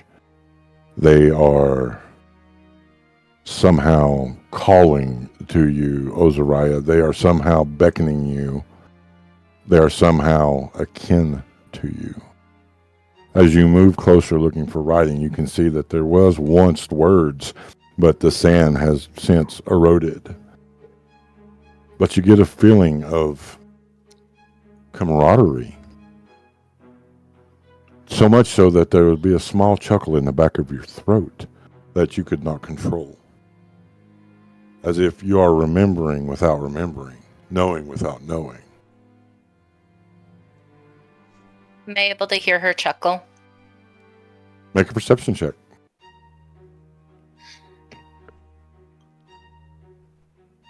$19.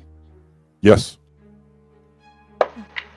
Why did you chuckle, Meow? Are you guys not scared of the stories I said,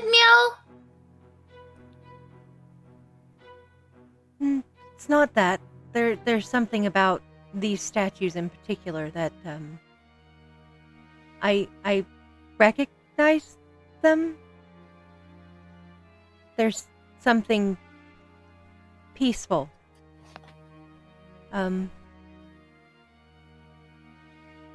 Kinship might be the right word. She's gonna reach out and touch the one in front of her. As you touch it, you feel a warmth spread over you. It is like the embrace of a long-lost parent. It is almost enough to make you want to curl into the statue itself. And as your eyes close, you find yourself whispering the words, "The beautiful suffering."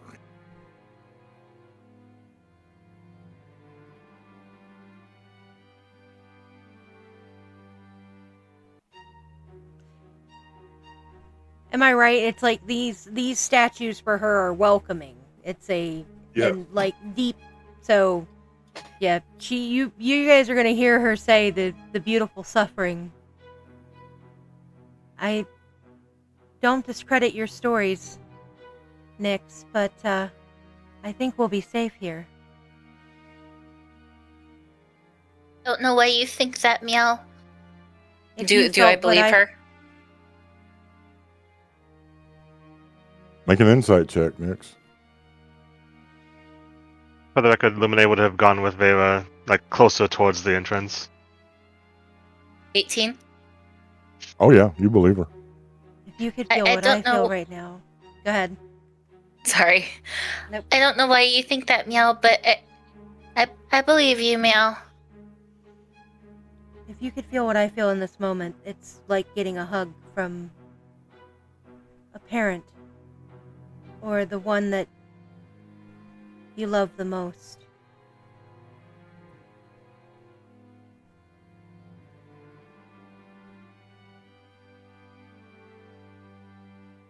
Yes, we should be fine here. With that, she's going to, you're gonna see that she, like, her hand is still on the statue, and it takes her a minute. She steps away, but it's like very reluctant. She doesn't really want to take her hand away, but she does, and she just walks on through. As you walk away, she's gonna kind of just mutter to herself, "What is hug meow?" And then just walk on.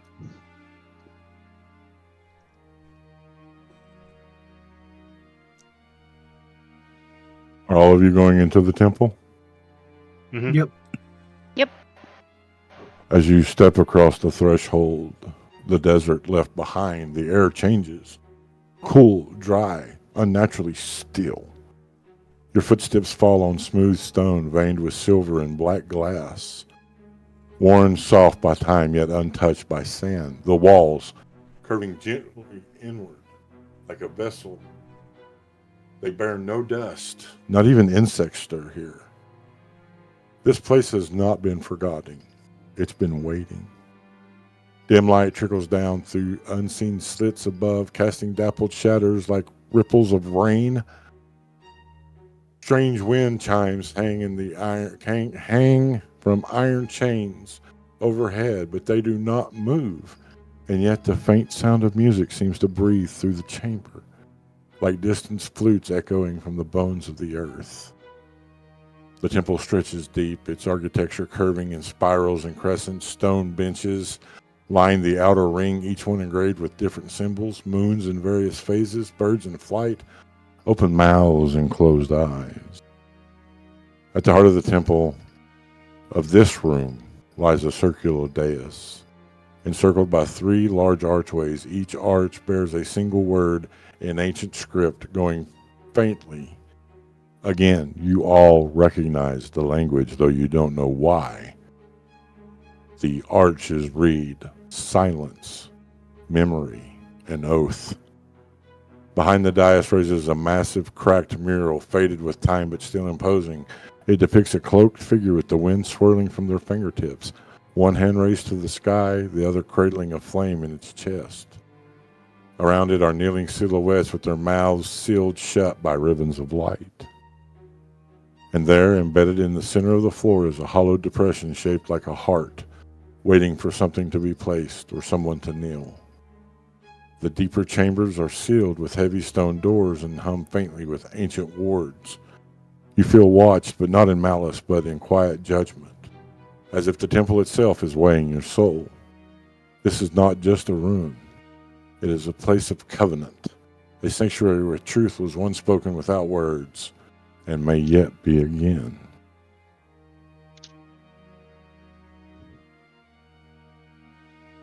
You still feel the kinship meow?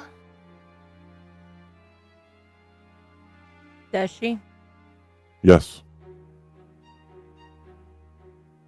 Yes. She's gonna go towards the center of the room. Is she drawn to anything in particular? No, it just all feels very welcoming.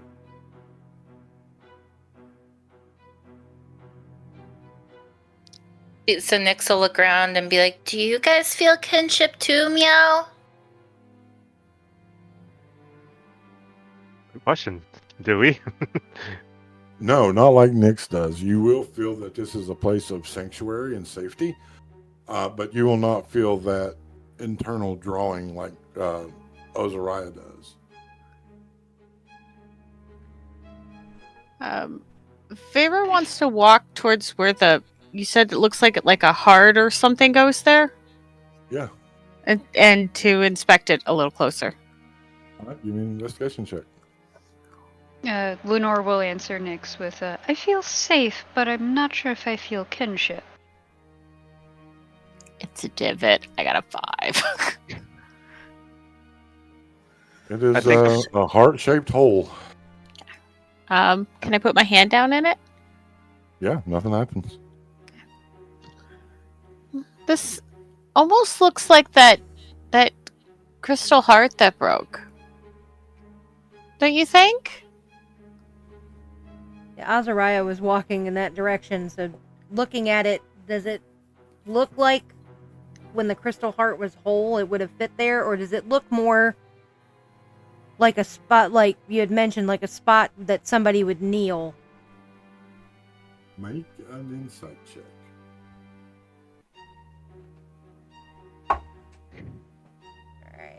17 plus 24. Both. Maybe when it was whole, but it also looks like a place someone would kneel or pray.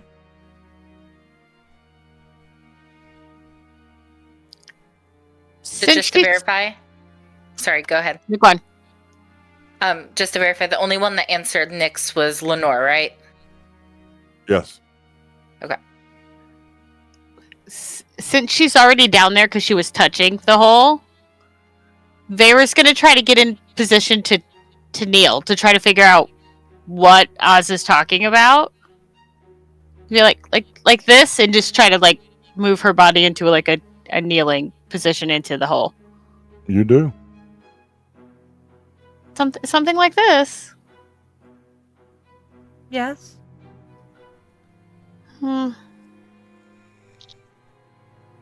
Is it comfortable? Is it?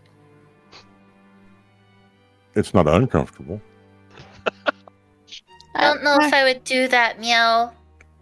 I mean, it's as comfortable as kneeling ever is. I would say about now. So Opus would have been distinctly not even aware that everyone had gone past for a chunk of time. You know, maybe not this long, but it would have taken some time, and just looked up and realized that everyone's gone, and he just totally zoned out and goes, Mikus, come on, let's go, Ropus. And so we kind of hurriedly go inside, and then just say, I assume I see the same stuff. So, but then, what are you doing,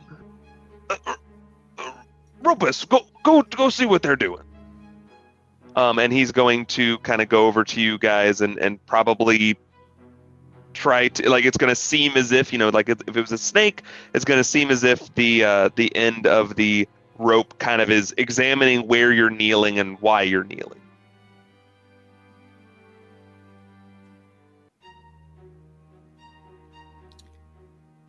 Do you get any kind of feeling of anything like history or arcana or anything that this seems any way familiar? No, it does not seem familiar to you, Vira, Okay. but it does feel safe. So she'll look up at Nyx. This is weird, but oddly safe. And then she'll dust herself off and get up. I know you said it's not dusty, but she's going to do that motion. Yeah. I open my pouch and I take out the piece of heart crystal. Okay. Is it still humming? Yes. I'm going to move towards the divot. Okay. And I see think if it changes. And I think when Vera, gets up, Ropus kind of, coils a little bit, comes back to Opus, and Opus goes, oh, Mikus, come on. And both kind of go in a similar pace towards the that heart divot. Okay. Yeah, no, it doesn't change.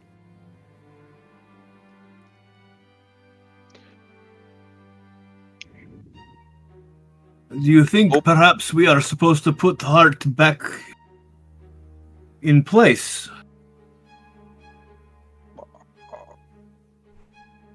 That's going to be pretty hard since most of it was dust. There are ways of fixing things that are broken. Turtle, can I have that? And he's gonna kind of reach up towards the like your hand and stuff. I place it in your hand. I grab that and the other, I think 5 pieces I had, and cast mend on it, or mending. All right, roll a D100. Ooh. I just have to find. There it is. I don't suppose there's any way I can assist with this. I was going to There's ask, no way. can I help, like, try to do mending too to see if that helps boost it? I Oh, I yeah, also have definitely. mending, which is why I ask. Yeah. Y'all are more than welcome to try. What does it do to the roll? I rolled, but I haven't looked at it. Oh, they'll have to make a roll too. Oh, okay. Okay. That's what I was waiting to see. Do you want the roll? After we'll let them roll, and I'll get them in order. Gotcha.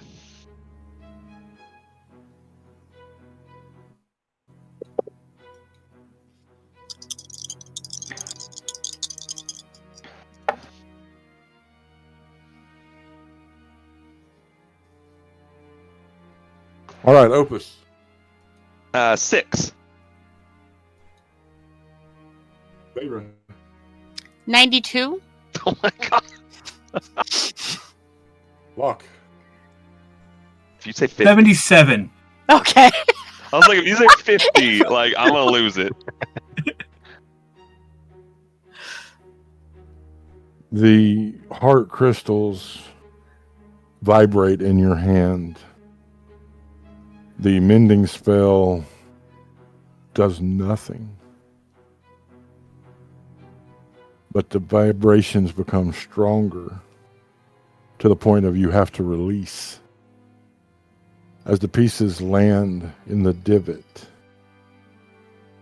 there's a howling. Oh!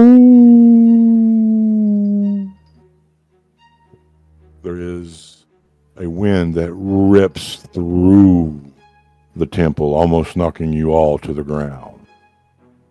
And from the pieces of the heart rises the image of a woman in black armor, carrying a set of scales and a wicked-looking trident.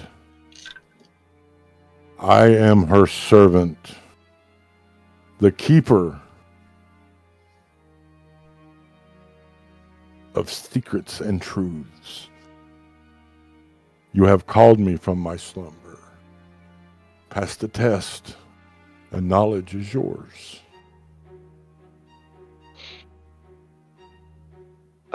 Opus is gonna kind of like, as much as a 2-foot tall kobold can do it, kind of saunters up like he's confident, like he has this, and says, "Opus," and gestures towards this visage.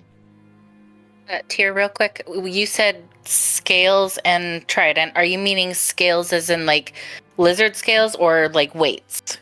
Weights. Okay. What kind of test? A test of truth.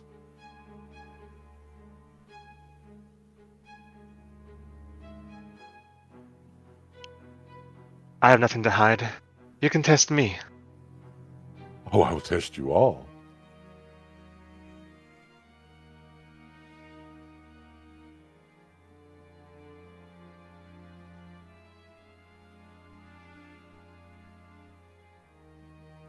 Truth is subjective, but I have nothing to lose. Truth is absolute. I warned you we shouldn't be here, meow. Do not be afraid, little one. No harm will come to you. I seek those pure of heart to give knowledge ancient and foreboding. I am the avatar of She, the one of peaceful concord and tranquil restoration. Would it be okay for us to rest before being tested? No. The test must happen now. You can forego the test and not receive the prize at the end. Prize? Minkus, come on, come. Let's take her test. I am scared of no test. We are chosen ones. We will surely pace. All right. So Opus is going first. A massive tome appears before you, Opus. Is it massive to him or massive in general? It's massive in general. It's Okay. extra massive to Opus. Extra, yeah. Inside, you see just by the glance that its secrets to great power, how to unlock alchemical secrets that have been forbidden for the ages, like transmuting lead to gold.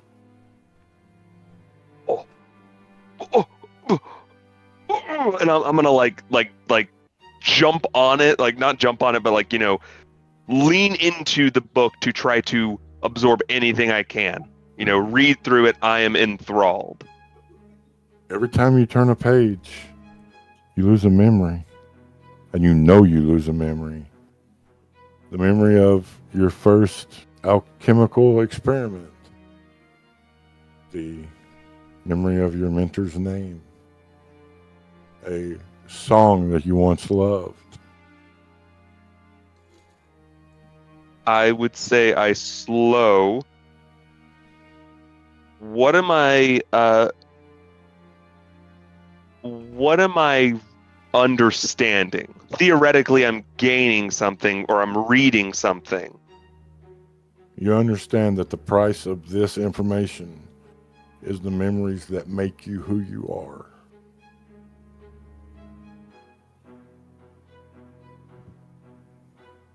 I don't like the way you're smiling.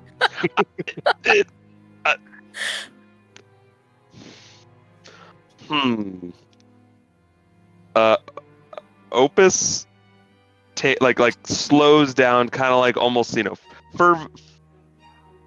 what am I saying? With the fervor going through the pages, but then as this is happening and losing these memories, kind of slows down and pauses on a page and just kind of sits for a bit and thinks, and then looks to the avatar and you said truth. Yes. How is this truth? It is I'm losing. It is your truth. Are you willing to walk away from you to gain more?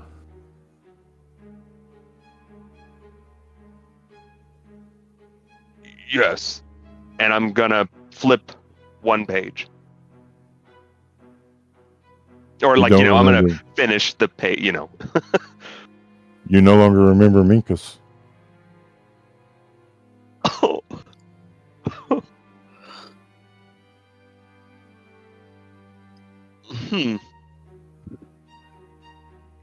Okay,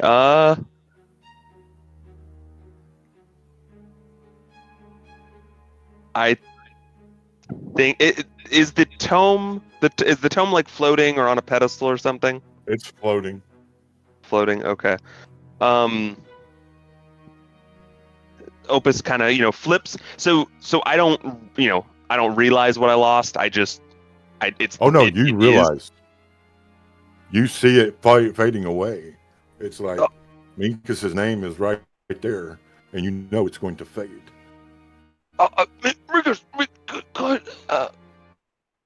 Is there any way? Am I aware of any way to stop that memory from slipping? Yes. Close the book.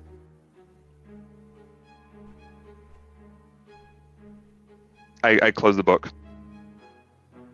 Minkus, and he just, I kind of go and sit next to Minkus. You have selected to remain true to who you are instead of gaining power. So I give you power. I give you power of restoration. You may now make a thing called Elixir of Life. It is like a revivify spell. You can make one a week.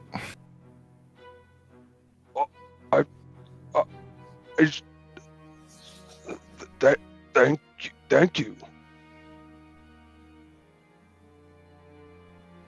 I turn to Minkus and kind of almost lean on him as if you would kind of lean on a friend, like, you know, kind of arm over a little bit. You know, I'm not too much taller, or, you know, around the same size, so I'm kind of leaned over Minkus and just thank you.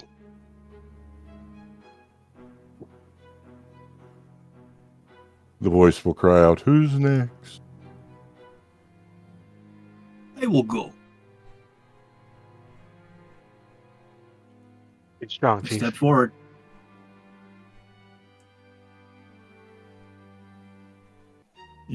As you step forward, the world around you changes. It fades, it melts, it reforms. You find yourself in a sand-covered arena with a bound figure kneeling before you.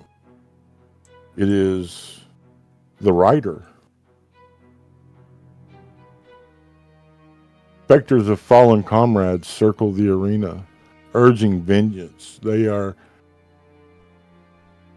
adamant in their belief that this creature must be killed.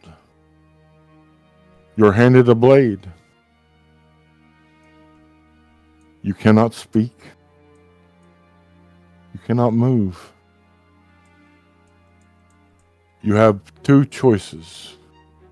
As you look down, the face changes to a goblin, trembling in fear. But yet, you know this goblin has taken lives. Yet the only action that you can take is to strike it or release it.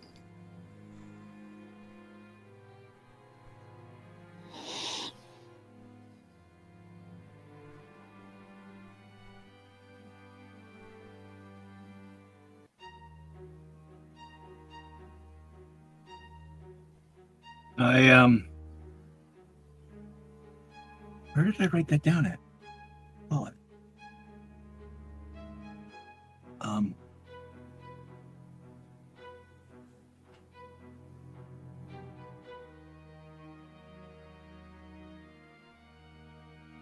I look at the creature. Its changing face. I squint at it and I scrutinize it.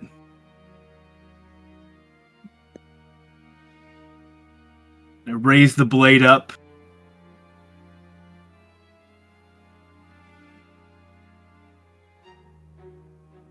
And I let the blade fall harmlessly to the side. And I shake my head. The world returns to the temple, the avatar there before you.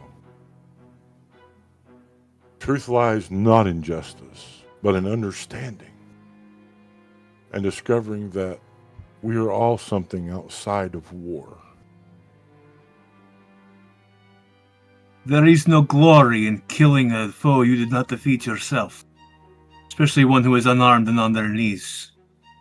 There is mercy. I do not even know why this individual hunts me. Until I have that knowledge, their death is meaningless.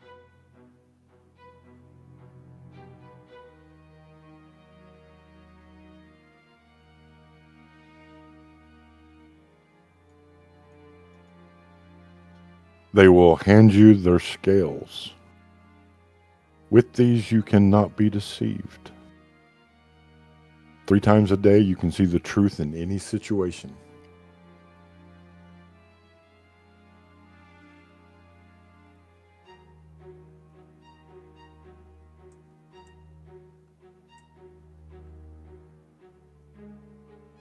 I whisper a blessing and a thank you in deep speech.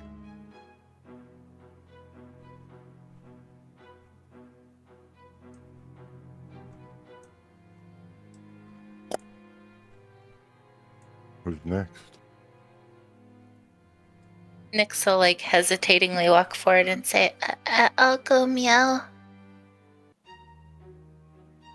They will smile. I have faith in you. And just as the others, the world falls away. You find yourself in a makeshift hospital with people in beds, wounded and receiving treatment. Their cries of anguish are almost deafening. And as you go to touch your holy power, it is not there. One of the individuals will grab your arm, scared, tears in their eyes. Why have we been abandoned? Makes you think you've been abandoned, Meow. We're hurt. Well, there's probably a reason, Meow. I bet someone's waiting for you, Meow. It'll be okay, Meow. If only your words.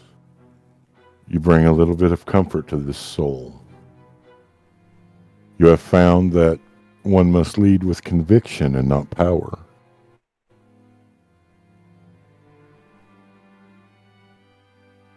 And with that, you are given a boon. Something that may seem trivial to everyone around you, but to you, you know the truth. You have a bag of endless cookies. Yes.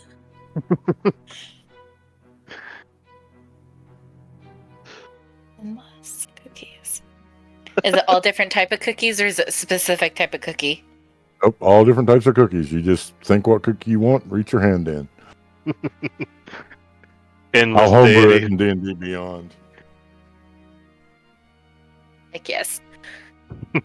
So This Nyx is- will open it up, and can she see the cookies inside, or is it like a bag of holding where you gotta like?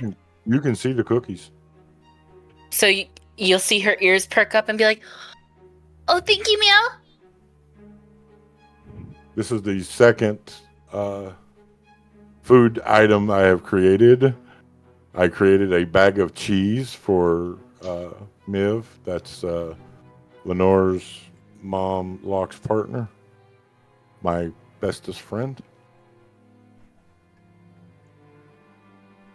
Who's next?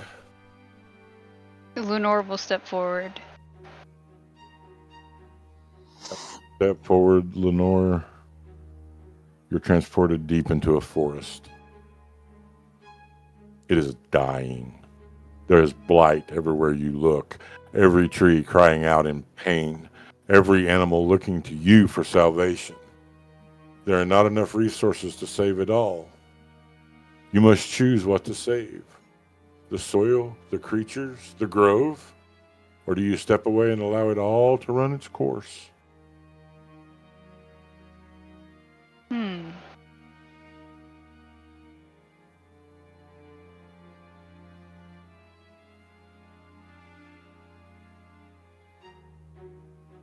She will opt to step away to let it run its course.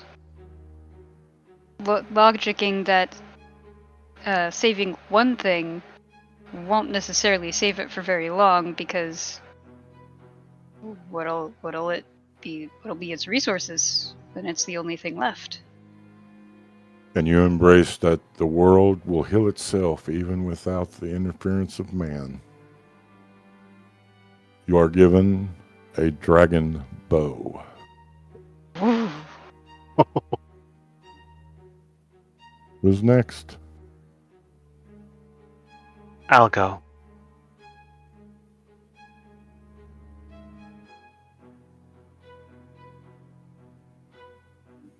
A hall of mirrors where every reflection shows a different version of yourself. Some noble, some monstrous, some forgotten. As you walk, you hear voices from the past, all calling you by different names.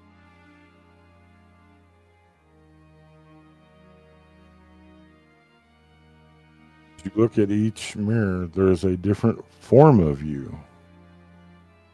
Go ahead and make a perception check. Ooh, okay. And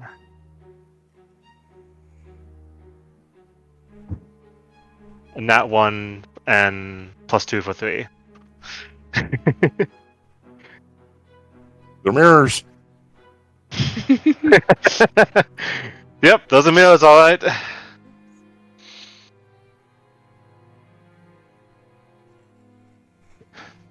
Lumine will look around at the mirrors for a few moments, hearing all the different names that try calling out to her. and she will just close her eyes and focus on her name. Focus on the present her that is her. As you begin walking, focusing only on that sound, as you open your eyes, you see yourself in the mirror and accept the truth that even with your flaws and your imperfections, there's still success in embracing your true self. The mirrors fade and the avatar returns. They give you a belt of strength. You may add +2 to your current strength. Ooh.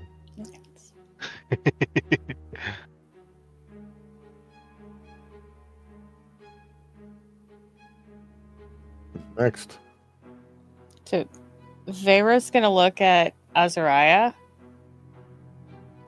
I still think truth is subjective, but you may feed well from my suffering after this. And she'll walk forward.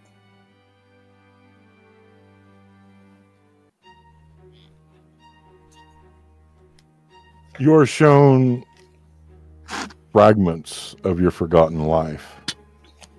You see people in ritualistic clothing offering prayers. You see devout clerics traveling the land tending the sick. You see kindness and cruelty alike, betrayal and love. And in the last vision, you see yourself casting down all that light into darkness.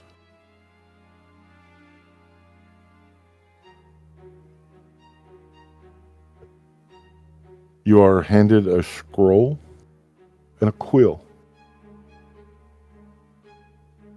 You may rewrite your past or sign your name and accept it.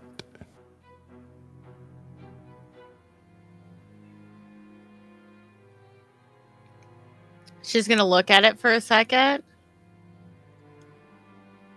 and a tear is gonna drip down her cheek. And then she will very fancily write Vera on the scroll. You have owned who you were to become who you are.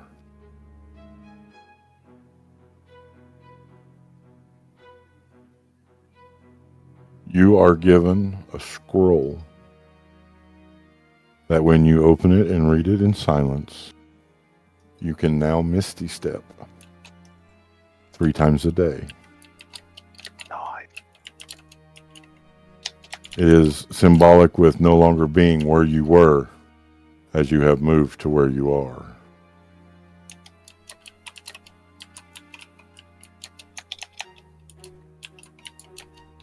That leaves only one. Yep. Oz'zariah will just kind of take a step forward.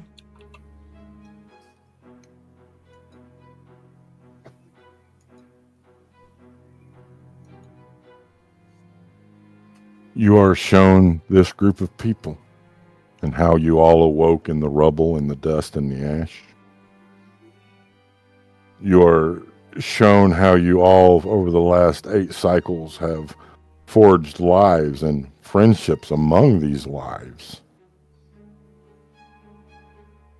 In a soft whisper, cast them down and be restored.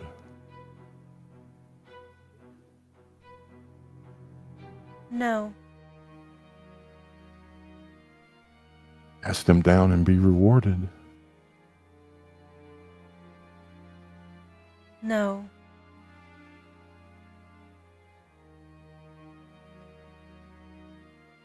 Cast them down and learn the true of what hunts you. Without hesitation, for a third time, she just, no.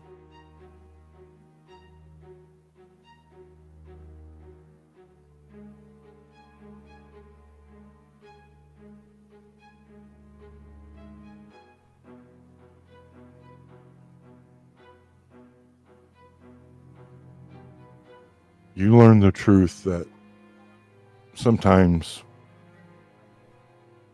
the things that you want are not worth what you have. The voice will return to you, the voice of the herald. Will you take a boon for yourself or a boon for all?